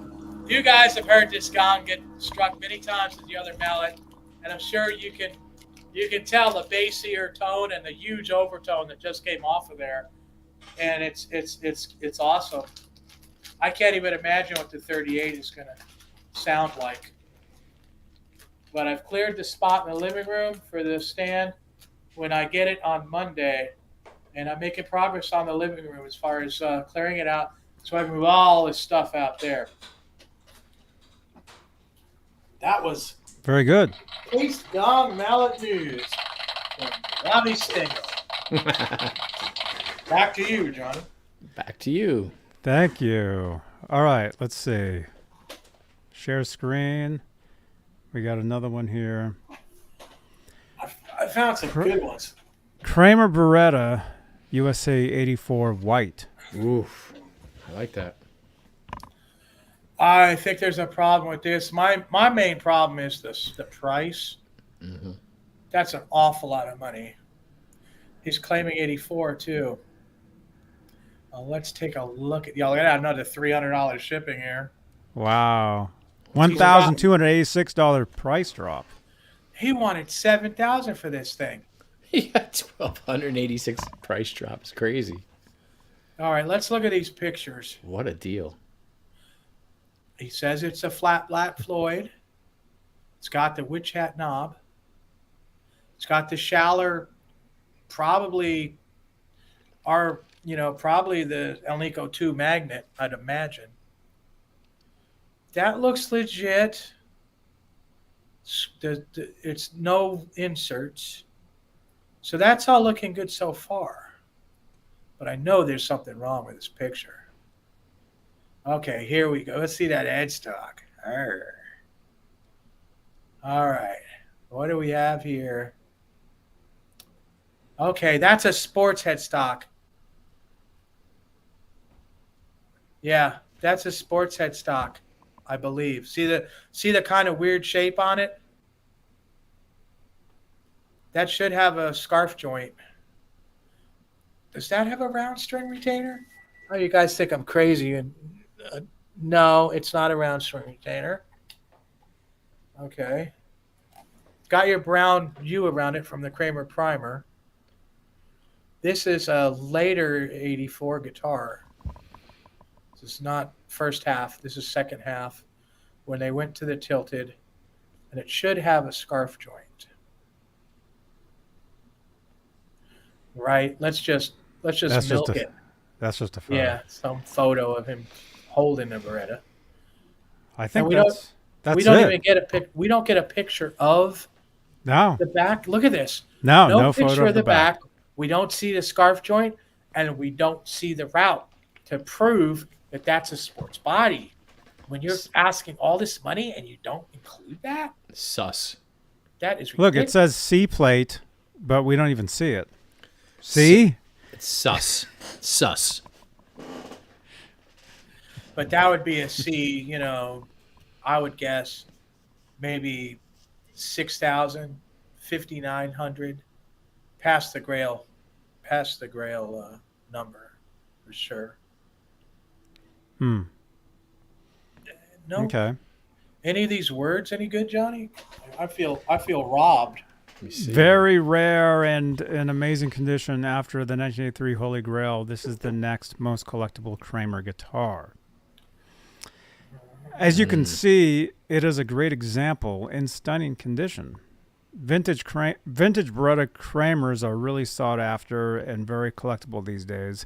This is not a reissue, but the real deal. Built in 1984 C plate with classic banana headstock with the ultra-rare Kramer Beretta lettering. Very few of these around, and this is the only one available globally. Those are some tall words. I would say it's not as rare as he says. I have seen these guitars before at a fraction of that price. And just comparing it to the Grail guitars is nonsense because they only made 250 of those Grails. You can't put this in the same ballpark because they made probably 2,000 or 3,000 of these, maybe even more. I can't say for sure. Right. Well, I think they're putting it in that category because of the color, and there's a photo of Edward holding a Beretta. But again, it's not the same guitar. It's not the same guitar in the photo. I mean, probably not. And it's not what you guys call a Holy Grail guitar. No. I'd say I would want to see those pictures for sure. I would not pay that much money for it. Mm-hmm. It looks like it's coming from United Kingdom. Oh, England it is. So that definitely reflects the price and the shipping. Yeah. But please note the hard case is a newer Kramer Tolix hard case. Oh, now where is that coming from? If this guitar is in such great shape and this is all original, where is the case? Because somebody would definitely have gotten a case with it. Mm-hmm. So what, did they find it without the case? How did it survive without the case all these years? I butter knifed it. Yeah. Oh, Butters. Butters. It's a lot of money, and not having the case is suspicious. Not seeing the plate, not seeing the sports route. You know how I have to see that route. That's suspicious too. I could basically tell you it is a sports neck with the Lutheran joint, and that is an 84 first run flat black Floyd. That part's good. But without seeing that route, without even seeing the back of the guitar, all this money, this guy could do better on ads. Mm-hmm. I think it is legit, though. So, real Kramer, here we go. We'll give it to this one. Maybe the guy doesn't know how to market it, but everything looks legit to me from what I could see. Where's the price at? Like more like 1,600? No, that would be if it's correct. That would be probably without the case. You're losing money on that case. I would say probably about 2,500. Realistically. Yeah. If you really wanted it that bad, you could go 3 and just try to hunt down a case, which is getting increasingly harder. I got lucky. I was able to find cases for all mine, all vintage cases for all my guitars, even the Vanguard and the Condor, which is super hard to find. So I've done pretty well. Mm-hmm. I need one. I'll tell you what. I got you on Messenger. I hunt one down. I will send you the link. All right. Sounds good. No problem, man. I'll look out for it. I'll start looking out for it. Hopefully in a few months, I'll send you one, and it won't be too much money. I'm not going to send you one unless it's good. So. Yeah, I know that. Okay, well, real Kramer, way expensive, not enough info. So that would be not a hard no, but maybe a later if he drops the price of a few $1,000s. Yeah, he had it, over $7,000 originally. You have to have pictures from every angle imaginable at that price. Oh, I know. You're claiming sports body. You've got to show that route.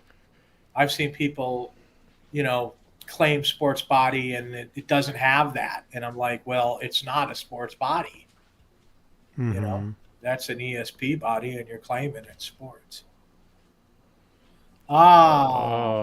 Yeah. Now, this is kind of nice. Okay. I actually like this. What I actually like this. Is this? Then this has some really good stuff going on. I mean, really good. Okay. This is one that you just might want to chop, slice, and dice with some repair. Now, it's not something you're going to keep the way it is. Mm-hmm. This is something you might want to turn into a 5150. Really? You don't like that finish? Well, it just gets in the way of refinishing because it has to be refinished due to some problems. But he's claiming 83, but it's not. That's an 82. And we'll see that neck is hanging over the neck route. This is an early 82. This is the same style of body that Edward used on 5150. And it's light as a feather. I'll bet you dollars to donuts that is poplar too. This is exciting. Well, let's look at some of these words. Yeah, let's read the words. Rare Kramer finish, C-plate, lovely maple neck with skunk stripe, plastic beak headstock. Chrome hardware includes Schaller tuners, German Floyd Rose, Schaller Golden 50 humbucker. Doesn't say anything about the... Doesn't he say weight? Yeah, here we go.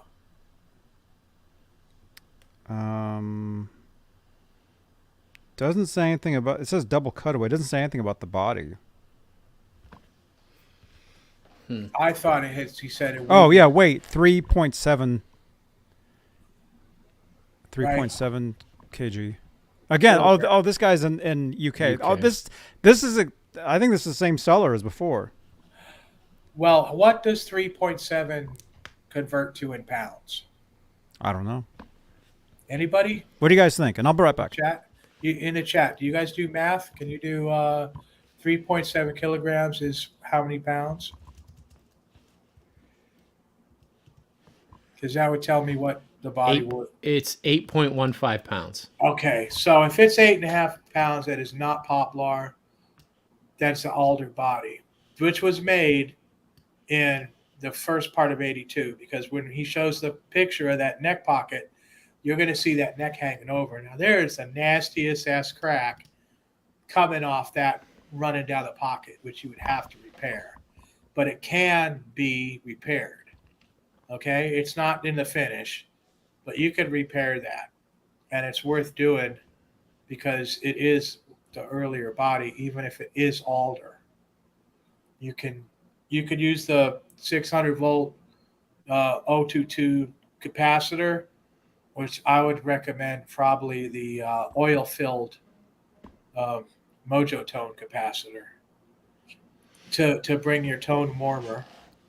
You know, if you're hardcore going through a Marshall Plexi or something like without a solid state preamp. And case is a good question. We're gonna have to check that out. Oh, look, we're back. We're back to looking at stuff. Yay! We're here. How is that painted? That's a poly paint, and that was a factory graphic that came off there. So that was like pretty much a paint booth job. That wasn't that wasn't the custom paint. That was a production line. Right. But you've got what looks like, the right Floyd on there. Man, it would be cool if they just did like green and yellow or just two colors. Because that's a early 83, late 82 Floyd. So, that does make sense. Screw in bar, it looks relatively clean. Shallow pickup, that all looks good. The speed knobs are from early 83, but this body was left over. And we do have a round string retainer on this. Excitement. The shallow tuners do not date, but they might have been replaced, or it might be one of the earliest guitars that had them, which is a possibility. But let's see, can we get close up of that route on the back?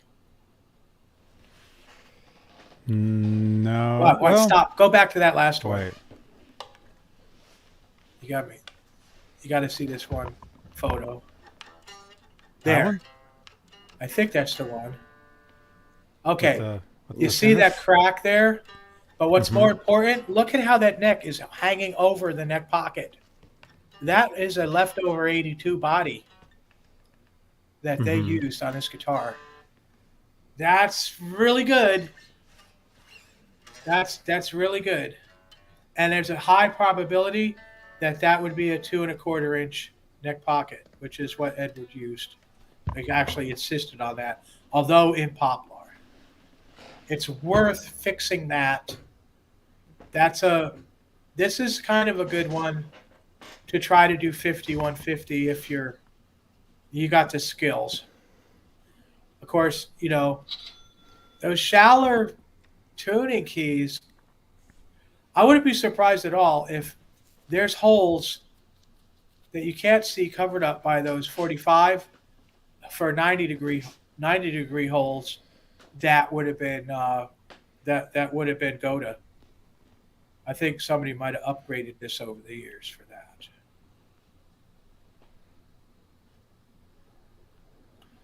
No tool pack.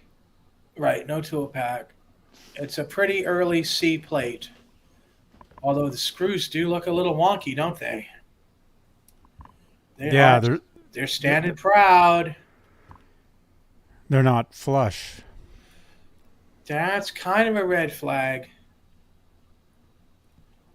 That's kind of red flag-ish. Now, the neck's got some damage here and there. Nothing that really couldn't be repaired, though. And it would be a candidate for splicing and dicing because it's a one-piece.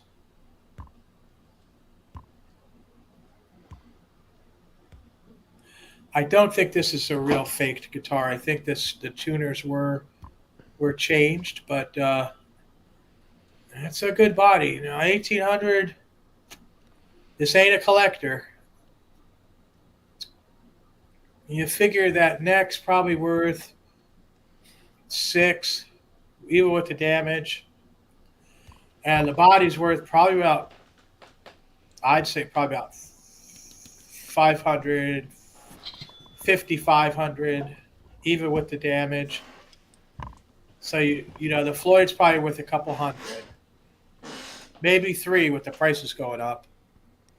Mm-hmm. So parts wise, you're breaking even on that. But remember, when you're going to make one of these guitars, like into a 5150, that's just what you're starting with. You're going to be over, you're probably going to be with those prices starting out, you're probably going to be in the $3,000 range by the time you finish it getting professionally painted, and even more if you have to pay somebody to put it together and do all the work.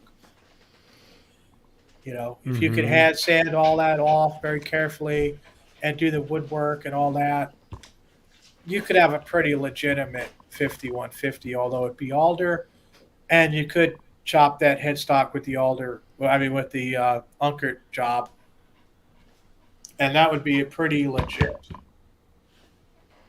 And you already have the round spring retainer. Yay! But that one, not so bad. And the price isn't so bad. So it's kind of fair. I wouldn't keep that as a collector. Man, I'd have a tough time sanding that paint. Well, with that crack in the neck pocket, it's necessary. It does. Yeah, it's true. There's nothing else. Non-Kramer case, it says. Ooh, that hurts. Mm-hmm. That you might as well take $300 off for that too. Mm. So yeah, you're getting your parts at an okay price. But like I said, man, when you start with these things, you gotta be planned out first. Because your bones are really important. Yep.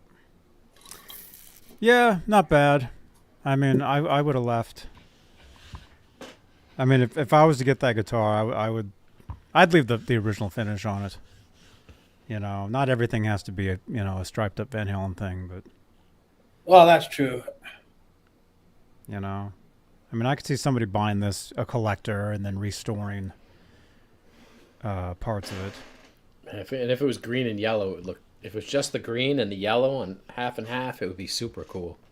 Mm-hmm. They really didn't. They didn't alter from that. That was the graphic they used. They should have called me. Well, you were around.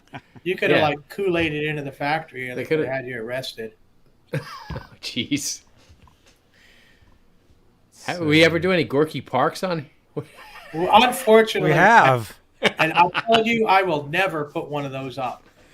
That is way too late for what I do. I believe there's a rant attached to this. Ooh. This is so bad. What do we got here?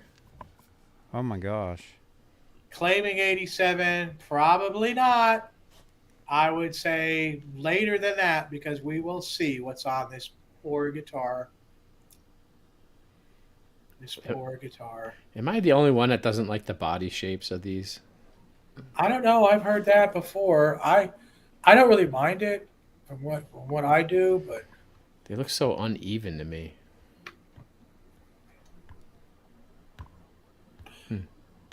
Well, it depends what year. I mean, if you're going to Pacer Special route like 5150, it was a lot thinner. It was a lot sleeker. It didn't bulb out like that. It didn't have that fat belly hanging down. That's all the stuff that I alter. If you have like a Musicraft body or something, you have to relocate the jack because they put it in the wrong place. And then they routed the electronics cavity too close to the Floyd route. Yep. So you have to route inside to get the actual barrel jack in where it's supposed to go, which I did all that on my other custom job. And we've got one coming up there that we'll talk about. But this, all right, not much money, right? You think, oh, look, it's got to be worth it. Well, let's start with the bridge, Johnny. Okay. There, look at that. Look at that. Look at that. Look at this shape. Look at the license by. Look at the side, the shape of the base plate, the inserts. Not good. That's Nice. pond material there. Just chuck that thing. Oof. So now what's it worth? You're going to have to buy another Floyd. All right, pointy headstock from maybe 87. But with it, if it came with that bridge on there, then that had to be like 88, 89, because they lost their contract with Mr. Rose. So they all had to put this crap on there. Because all those guitars came with these crap ass bridges. Look at the price drop. He took $871 off of it. Well, this is another one you couldn't pay me to take it. You know, you got to fill the holes because it's inserted. You know, there's just not a lot to see here. It's now can we see that plate number? Why is it upside down? I don't know. Can we see the first letter on there? B. Right. Now, these are the plates that they came out with late, like super late. They had these left over from something, and they started to put them on guitars in like As in be right back. 88 or something. Lots of people think it's a B plate, so that makes it, vintage, but it's not. That's just a weird plate they used for a little while. You know, this is what I would term good money after bad. It probably is an ESP body, and it probably is an ESP neck, but it's a bad year. You don't have any hardware. It's probably Alnico 5 Zebra, so it would still be a Marcelo Juarez pickup. Don't worry, Johnny. I have a Marcelo Juarez pickup coming up. But I thought this was interesting because he can't sell this thing, and he can't sell it because people look at it and say, "What license by?" And that's what got me on it. It does look basically legit. You see, your screws they're the right screws. I think they are. They're the wrong color, obviously. They're not standing too proud, although they are not. That one seems a little off there. They're not sticking up too far. They probably would have used the chrome screws too. I think Mike Olson's got a good eye on that.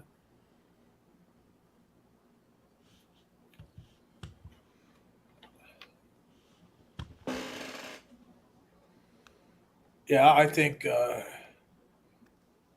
it's a little shady. The price is inviting, but I mean, what are you really getting here? You're getting you're getting a pointy neck, hopefully a ESP body, which is probably pretty good. Definitely made out of alder. So it's just like it's like almost $800 after tax. $900 with shipping. Hell, I'd rather put another $900 in and get a later, banana headstock or something. You could make it. I mean, you dropped the price more than halfway already. You can make a crazy offer. I mean, you could tell him $300. He might take it. Well, he might, and then you got yourself a body. I wouldn't use the neck. The plate is basically worthless too. You need a bridge. I don't know. Somebody that digs pointies, maybe they could dress the crap out of the neck, because ESP, even those pointies, well, that's probably a 3-piece pointy too. That makes it just even more undesirable. With this, you're looking at trying to find a Lacido neck, using the body, getting all the other parts. It's a lot. It's a lot to start off with. If it's, we go back to the same old, participation trophy lingo, if you like it, if you're happy with it, all that. Yeah. That's in, to me, that goes into like, well, for the money, you know, and anybody says for the money, it's like, well, that means it's not that good. I mean, if you're comparing, well, it's good because I only paid this much for it. It's like, well, that means you're not getting like what could have been like the best. That's kind of where I go with guitar parts.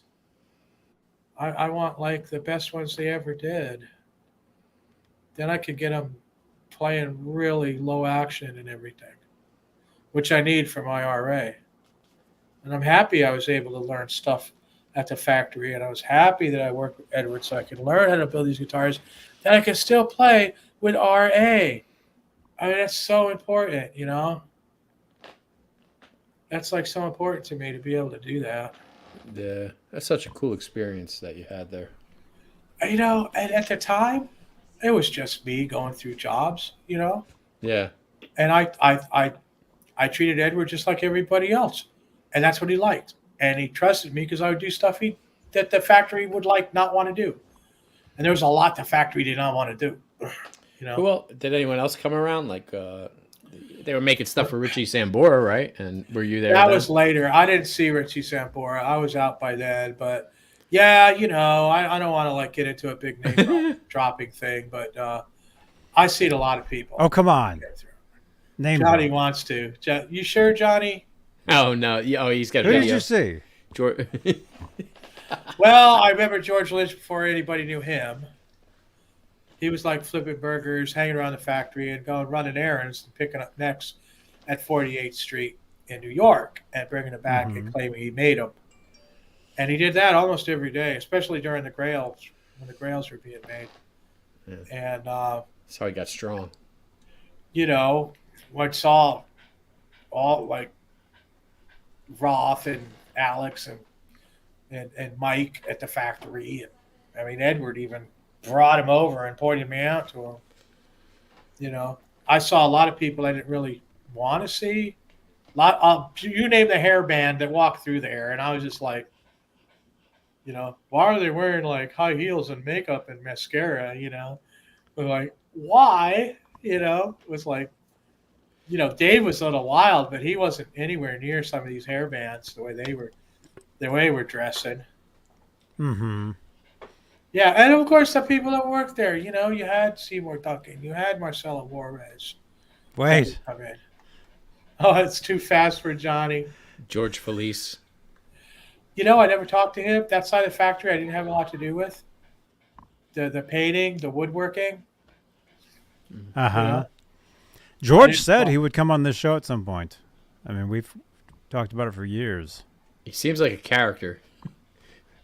Just from reading his Facebook page about Kramer. I'm sure I saw it when they brought the bodies in out of paint booths that we were working on. That Edward wanted us to kick around the floor, and we went outside, and then he told us exactly where to kick it, how to kick it with the side of your foot and all that. He was very particular about like his light weathering of the guitar because he didn't want it to look new, but he didn't want it to look, you know, really bad either. You know, it's kind of funny. He wanted someone else to do it. Kick it, but kick it the right way. He told us. Yeah, he told us. There might have been about 6 of us in the assembly room. They took maybe 2 or 3 of us outside, you know, for the more specific on the parking lot, you know. Like a good kicking session. Kicking, yes. That was funny. All right. Oh, here we go. Is this a rant? It said let me something see about it. ranting. Something about ranting. No. This is not a rant. This is not a rant. This is a good one. This is a beautiful thing. And accompanying this is me showing one of my guitars that has that bridge on it. Although mine was new old stock in the box, still in the plastic, never used from 1983. Now, this is noise for the boys. Noise for the boys. This guy is great. As a matter of fact, I bought this body from him before it was totally stripped and refinished by by Marty Bell. Okay. This is my 85 Vanguard Poplar body. And this is the same bridge that's for sale. Although this one is like brand freaking new. And I know you can't see it. You might if you look hard. That fine tuner spring is also gold plated. Only 1983 Floyd Rose had that. And this bridge he's selling has it. And I pointed it out to him. It was on a guitar from 85. And I said, oh, no, that's an 83 bridge because it has a plated gold fine tuner spring. And he said, oh, it does, you know. And that price for this is really good. It comes with the studs, the tool pack, the string retainers, the strap buttons. It comes with everything. And then he also has the set of gold Schaller tuners that came off the guitar for sale too, for a pretty good price. I think he won like $120 or something for those. But look at that original tool pack. You can't buy a new one for that price. This is beautiful, and it's a piece of history. That's an 83. This is a great bridge. You know, it's not in as good a shape as the one that I have on his Vanguard. But remember, I paid like probably $450 for this bridge and nut and string retainer in the box. I have the original box, the original plastic, the original everything. It came with an extra coupling, and it was all never used. And I paid that much. Nowadays for something like that is probably about $1,000 because this was years ago. But this is the 85 Vanguard with the ESP. This is an ESP transition neck. One piece with the headstock glued on. And it's early. It's way early because if you look,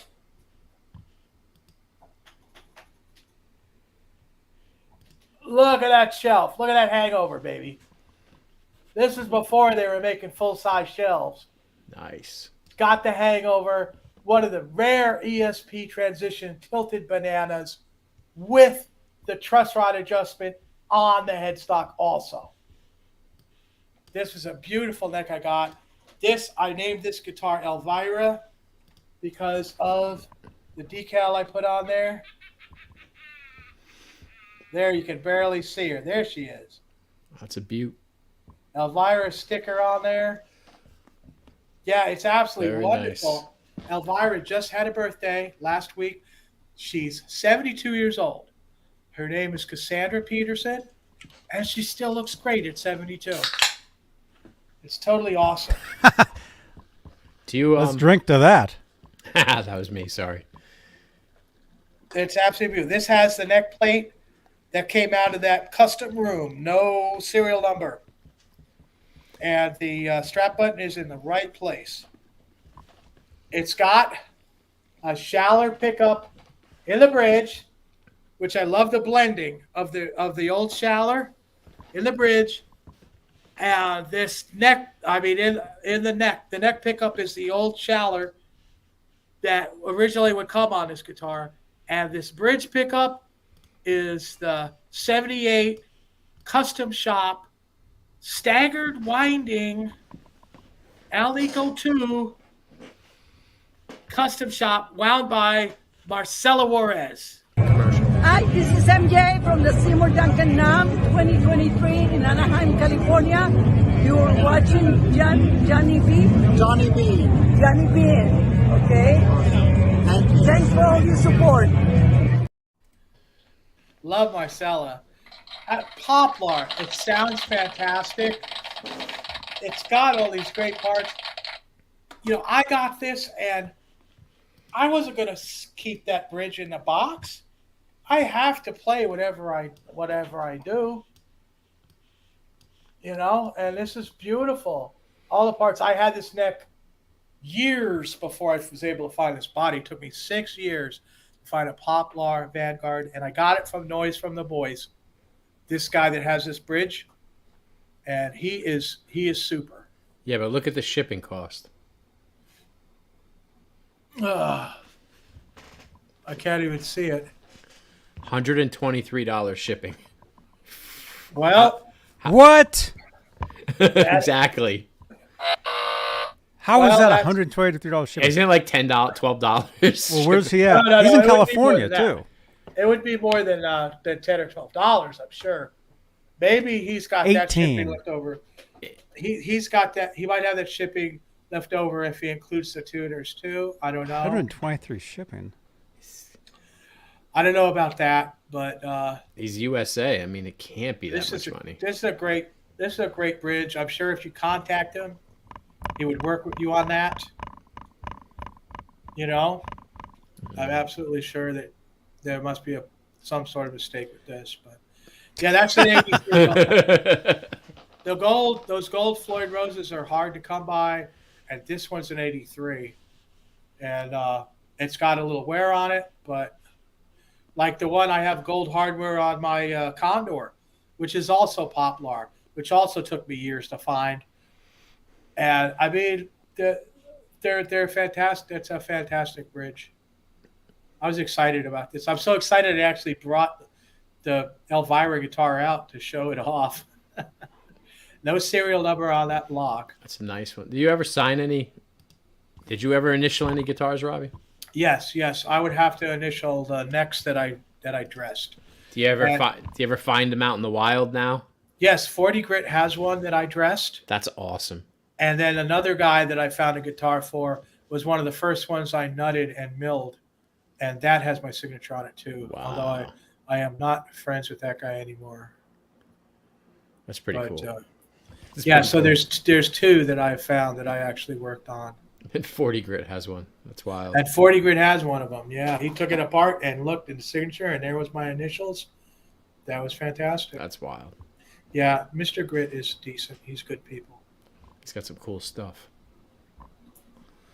Yeah, we had just kind of almost collabed on the last guitar he got was 86 Kramer, which is actually late 85 with the body that has the routed Trem cover on it. And we only probably made about maybe 400 of those. So that's pretty dang rare too. You got it for a good price. Mm-hmm. It's very good. That was okay. I think I found the rant. Is it this? It's got to be this. Is this gone ready or? Oh yeah. Oh, this grinds my gears. It does. Kramer 5150 build kit with accurate body and guitar case included. What? $2,500. The case is an EVH case, first of all. $2,500 for that. He claims to have hardware with it. What? You could see the bar for the Floyd is a coupling bar. It is not a, the right bar. To me, that looks like the Musicraft neck. And the Musicraft necks are kind of chunky. Now, you guys have heard me talk about the one that I built with Adam at FUTONE's neck that I like so much. You could buy that neck for $265, I believe, and it comes to you dressed. It's one piece. It's not a glue-on fingerboard. It's one piece made in Pennsylvania, non-tilt banana, maple, and it's really a good neck. I got that thing to work. It has a little whip in it. I had to redress it a couple times, but it was close enough that I could get it out of the frets. And I love that dang guitar. That whole guitar cost me about probably about $2,600, $2,700 to build with the case. I got the old case for it too. And that's painted, assembled, and everything. You're starting out at $2,500 before you even do the work. And it has a Musicraft body. The body that we have to sand the fat out of the bottom. We have to relocate the barrel jack. We've we've got to route the inside for the jack to put on because the route's too close to the Floyd route, you know. And you could go even further if you wanted to skinny out the horns and make it even look better. You know, you could do that too. I don't really mind the sharper edges. I left those. I think it's a good look, but that's kind of a lot. And you know, that Musicraft body, you should be able to get one left over. Even if you paid $500, $600, you're at like 900 in parts without whatever his garbage Floyd is. You don't need that case. Tell me, how much does this stuff's worth? Yeah, he says in the he's got the official number of the 5150, you know, printed on that or stamped into that plate. Is this just a Chinese kit?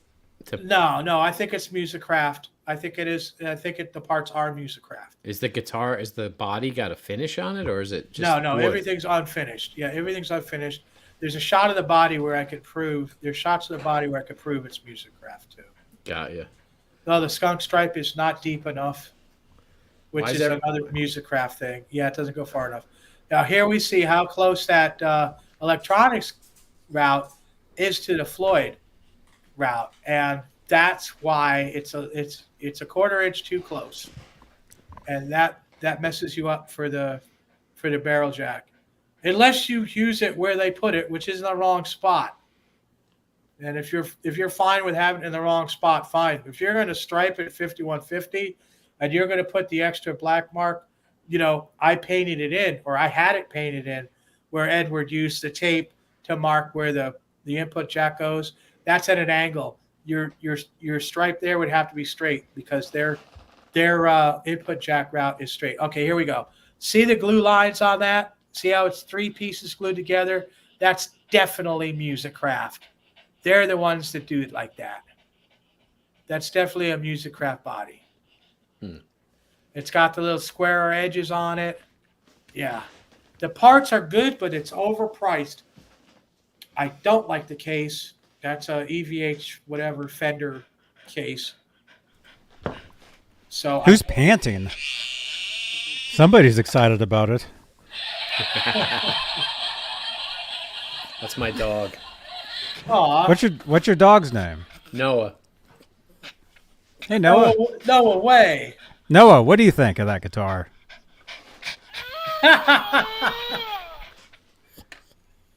He wants to pee on it. He does. He does. I am by no means saying that using Musicraft is bad for a replica guitar. Can Noah see the screen? I'm a little more picky. Yeah, let me get him. I like stuff a little more accurate. I think the Musicraft neck's a little chunky. You know, there you go. That's just. I would rather have the FUTONE neck, from Adam Tone, the Boogie Bodies neck, made in Pennsylvania. From who? There's 13 workers. That would be Adam Reaver. Hey now, Adam Reaver, fu-tone.com, and my less crappier promo reel for Johnny Beane TV. You're watching Johnny Beane TV. Check it out. Yeah. I would get one of those next. Hey, Noah. Noah, look at this. This is for Noah. All right. Hey, this is Cody Van Halen, and you are watching Johnny Beane TV. Even Cody's got something to say about this.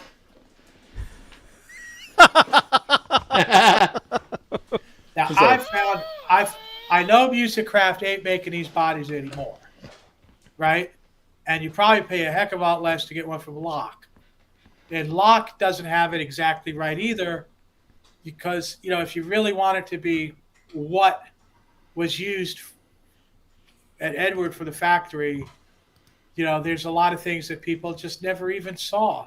They have no idea. They're going off of whatever this was or specifications from somewhere. Yeah, unless you actually held the thing, you're really not going to know. Right. Like I said, I do like the squared off edges. It's not so rounded. I kind of like that. Yeah, you see on the horns where it's not super round on the edge. Super round. Yeah. Why that price though? That's insane. It is. It's a lot of money for what that is. You know, You'd rather pay $123 for a Floyd, huh? For the shipping. I would. Yeah, I would. Yeah, because that's a $350 Floyd all day long. So, yeah. Mm-hmm. Yeah, and that's the price with the cost and the shipping. It's three something. That's really not too bad. And like I said, No, noise is really cool, and he'd probably work with you on that. I'd rather have the Floyd than that guitar. Oh, absolutely. I really don't have it. I've done that. I've built the guitar. I did extenuating modifications to it, but I actually love the thing. It can split feedback, and it can half step feedback too, which none of my other guitars can do. Mm-hmm. I haven't got half step feedback in any of them, and it's also very tasty. It's a very good tooth guitar. Wow. Even though it's basswood, which is what that is. Yeah. Mm-hmm. All right, here's another one. And we got to hurry up because I gotta split in a second. Kramer bass, the Duke Deluxe. This is a deal. If you're a bass player and you want a Kramer bass, this thing's in great shape, and he's giving it away at that price. If you're in there, the Duke bass, aluminum neck Duke bass. It's a piece of history, and at that price, that's a screaming deal. Screaming.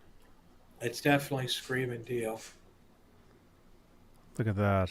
We've rarely seen these. Well, I don't think we ever did. Some of them come up, they're so beat up, or they want lots of money, or there's stuff missing, you know. Mm-hmm.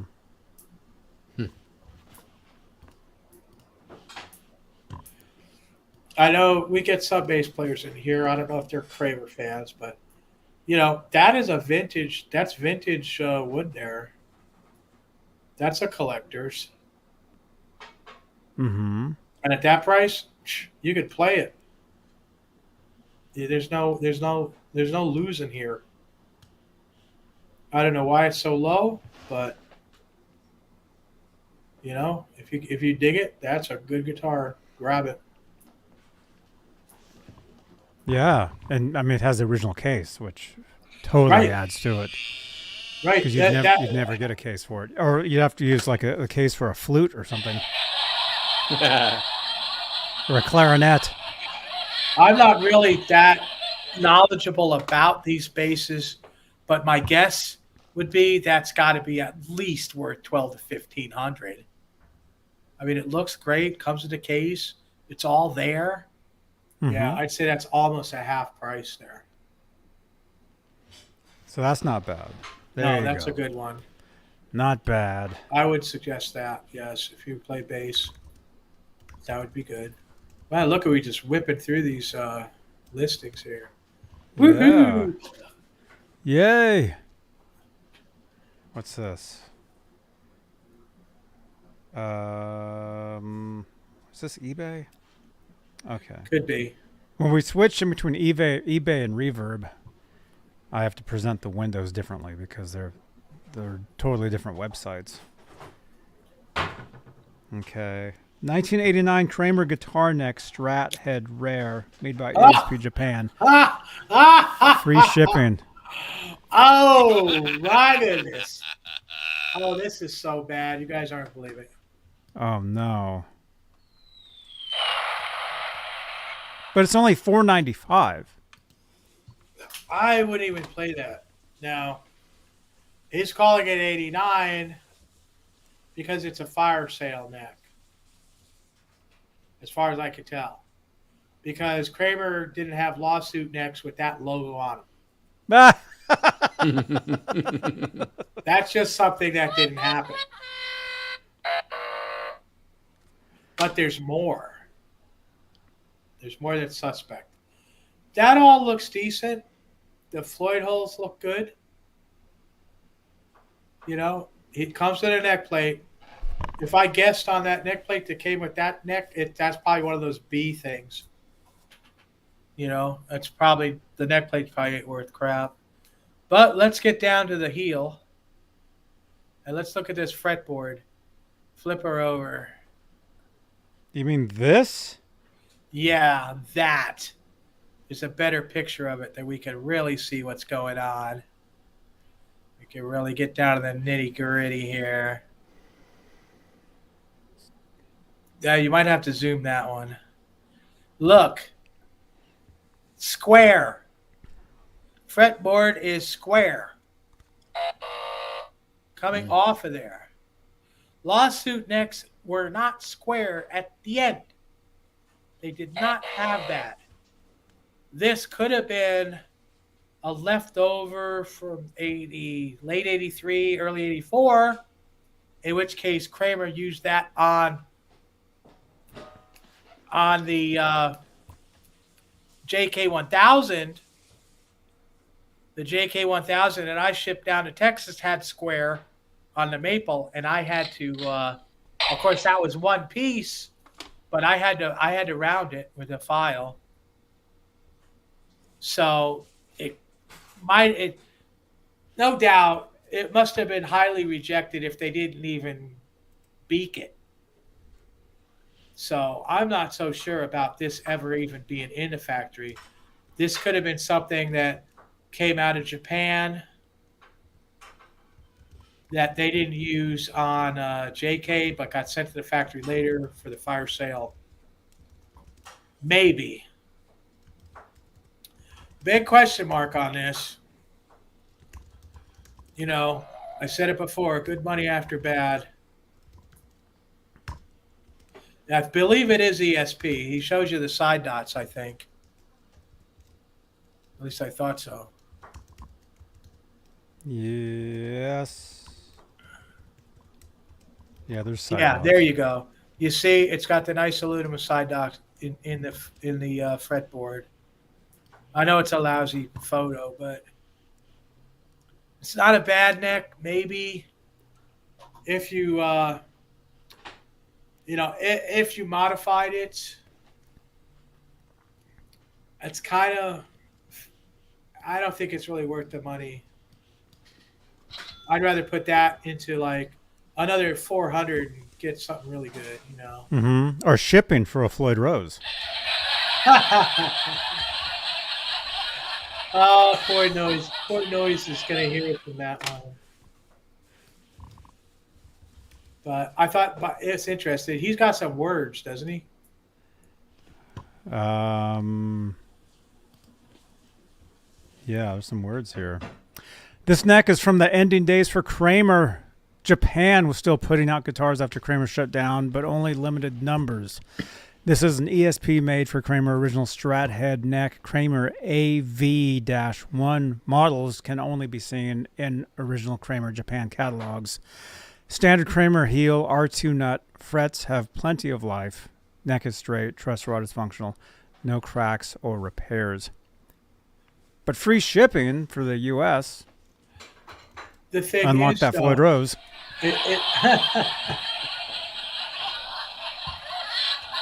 The thing is, there was no later Kramers with Strat head necks. That's where he's wrong. This was left in the factory. And not even beaked. You know? Wasn't even beaked. No, it wasn't. If it was worth using in the factory, they would have beaked it and used it. Would have been beaked. This had been rejected. I'm guessing due to the square ends on the fretboard, because only some JKs, early JKs, came with that squared off, type of thing. I don't really think he knows what he's talking about here fully, but yeah, that's the real, 89 lawsuit head. No, didn't happen. And they couldn't do anything. They couldn't put out Japanese guitars with that Strat head on it either, because they had a total cease and desist. The Fender would have came right down on them immediately. So. Mm-hmm. They would have got him. They definitely would have got him. Definitely. All right, here's one more, you guys. Don't forget to smash that thumbs up. We got 39 thumbs ups. And again, we're giving away a set of strings tonight. The Darios, 9s or 10s. And hey, why not? We'll give away a sticker too. Why not? How about a Kramer sticker? There we go. Kramer sticker and set of strings tonight. And don't forget, Saturday nights we do a show and we give away other stuff. Sundays I play on here and I give away stuff. Okay, share screen. All right. And by the way, if you want to be eligible in the giveaway, you have to participate in the chat. And you can't be on the show. Something. And you can't be here. We duck out now. I picked this just for you, Johnny. Thank you. Because you know these weird bananas focus necks. That's a Focus from Japan. Right. It was sanded off, the headstock. The whatever. 80s Kramer Focus guitar neck Floyd Ready banana hockey. And you've actually seen some of these. I've owned them, yeah. I've owned these. Now it's a one-piece ESP neck. Nice. Yeah. Glued on. Yeah, they're good. They're good necks. I mean, obviously they doweled some stuff there. He's saying that it's not doweled; it's just filler. You could still use the same hole. He's claiming that on the tuners too. Which holes? There's several. Well, apparently somebody tried to put a narrow, but see, that's narrower than narrow. I don't know what. The original holes are these. These Right. holes on the inside are not original. And apparently they're just filled, so you'd be able to reuse the holes. I don't know. Personally, with me, I always dowel and re-drill when I rebuild a guitar, you know. Mm-hmm. And here we go. He's got filled. These holes are filled too if you can't put a 45-degree tuner on there, which is kind of ridiculous. But. Yeah, so it looks like the guy epoxy. He liked to sand. He had fun sanding all this stuff. So that's definitely for the price that he's asking, and it even got best offer on it. Oh, this is a good neck. It's one not bad. piece. Yeah, it's one piece. It's ESP. It's a good neck. You can handle that kind of weird banana shape. It's definitely worth it, and it's not too far molested. So that's a good price on it. That's a price you would have seen years ago. So if somebody's looking for a Kramer neck that's going to play really well, and they have a body that'll go on, like a Focus body would be good. Anything that's not like Fender. Or any Kramer Focus body that would fit on. Yeah. That would be good, It's not bad. I like the bigger banana too, and I like the Grail banana best, but as far as playability goes, this would be very playable. Mm-hmm. And for the price, they're basically giving it away. Yeah. What's the shipping though? We never saw the shipping. Doesn't. Free shipping. Free shipping. Come on a neck. Free shipping. Let me see. What's the store? Is the store called Robbie's World? No. Mott 98. Mott 98. Mott. Well, it's Mott. Is that Mott the Hoople or Motley Crue? That's actually not a bad deal at all. No, it is. It's a good deal. I mean, this neck has it over. This neck has it over anything new. This is a handmade neck. It is not CNC'd. No. That is true. All right. Right on. Right on. Let's see. on. So The I think- 84 neck. What do you mean? The 84 like the Music Yo neck? I think it's chunky. I never liked anything about those guitars, but I am like seriously spoiled. Mm-hmm. And I think that's what you're talking, the 84, which is pretty much the same as the 84 reissue. I'm not into the Gibson stuff. But I'm into the old stuff. When I pick listing, it's all going to be old like this. It's all going to be the old stuff. I won't even look at new stuff. Mm-hmm. By the way, I forgot to open up the giveaway tool tonight.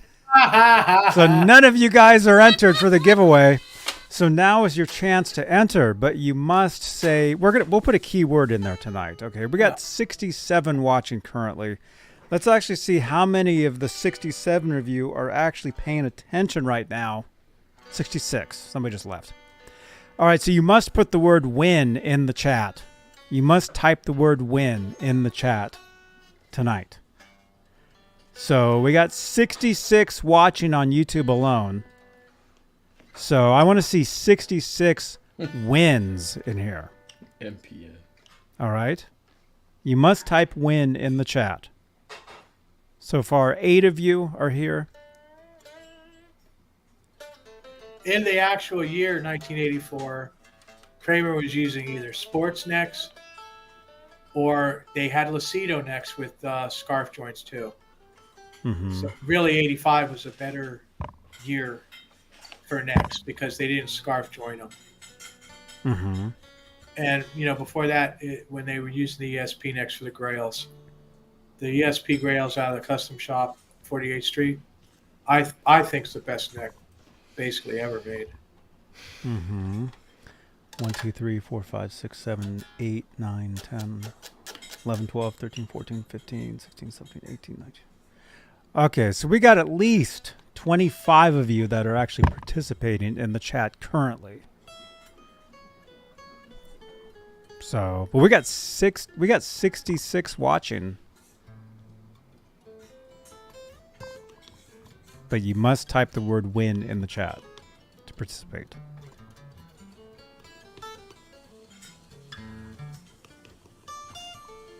Right, Ned?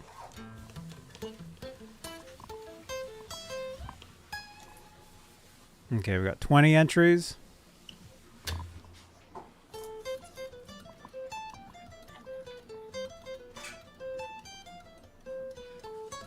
Yeah, because normally what I do is I have the window open and I just have the entire chat eligible. So, and a lot of people come and go throughout the hours. So, speaking of that, I have to split. So, let's do this. We got 21 entries.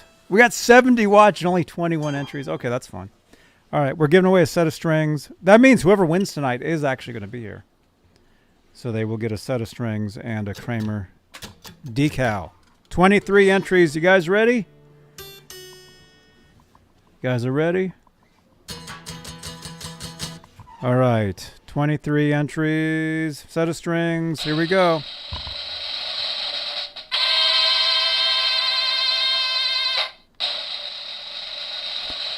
The winner is Zach Thong. Zach There you Thong. go, Zach.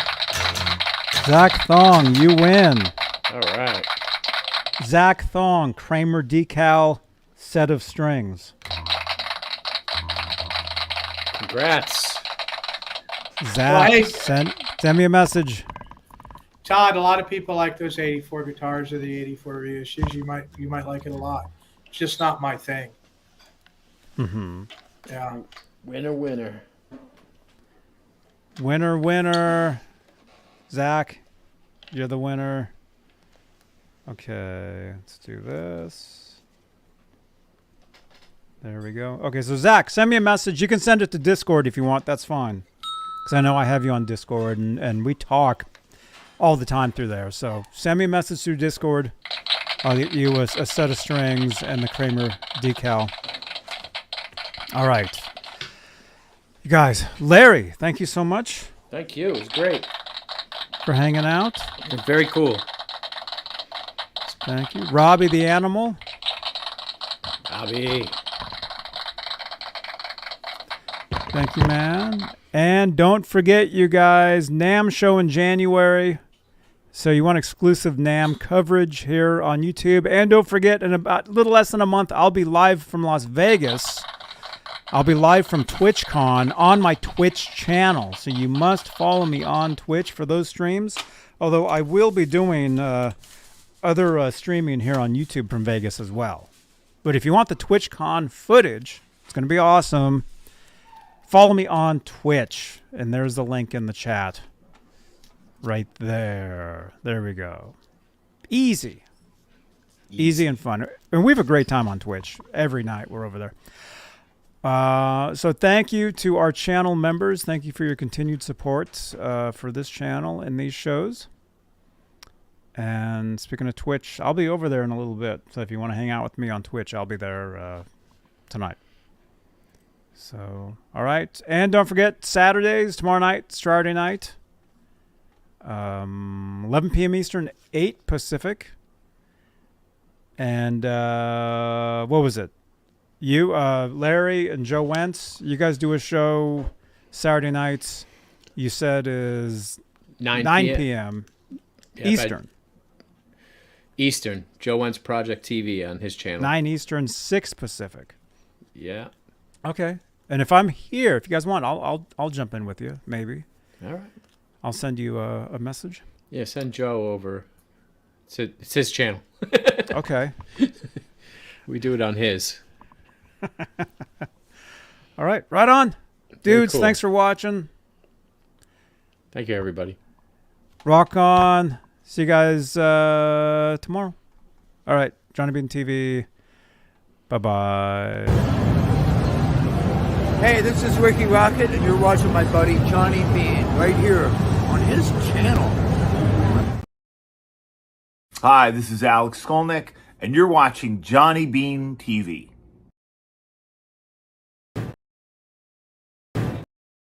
Hey everybody, I'm this guy, David Olson.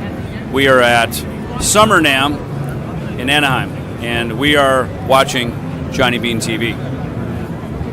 Hey, this is Stu Hammond. You're watching Johnny Beane TV. Thank you.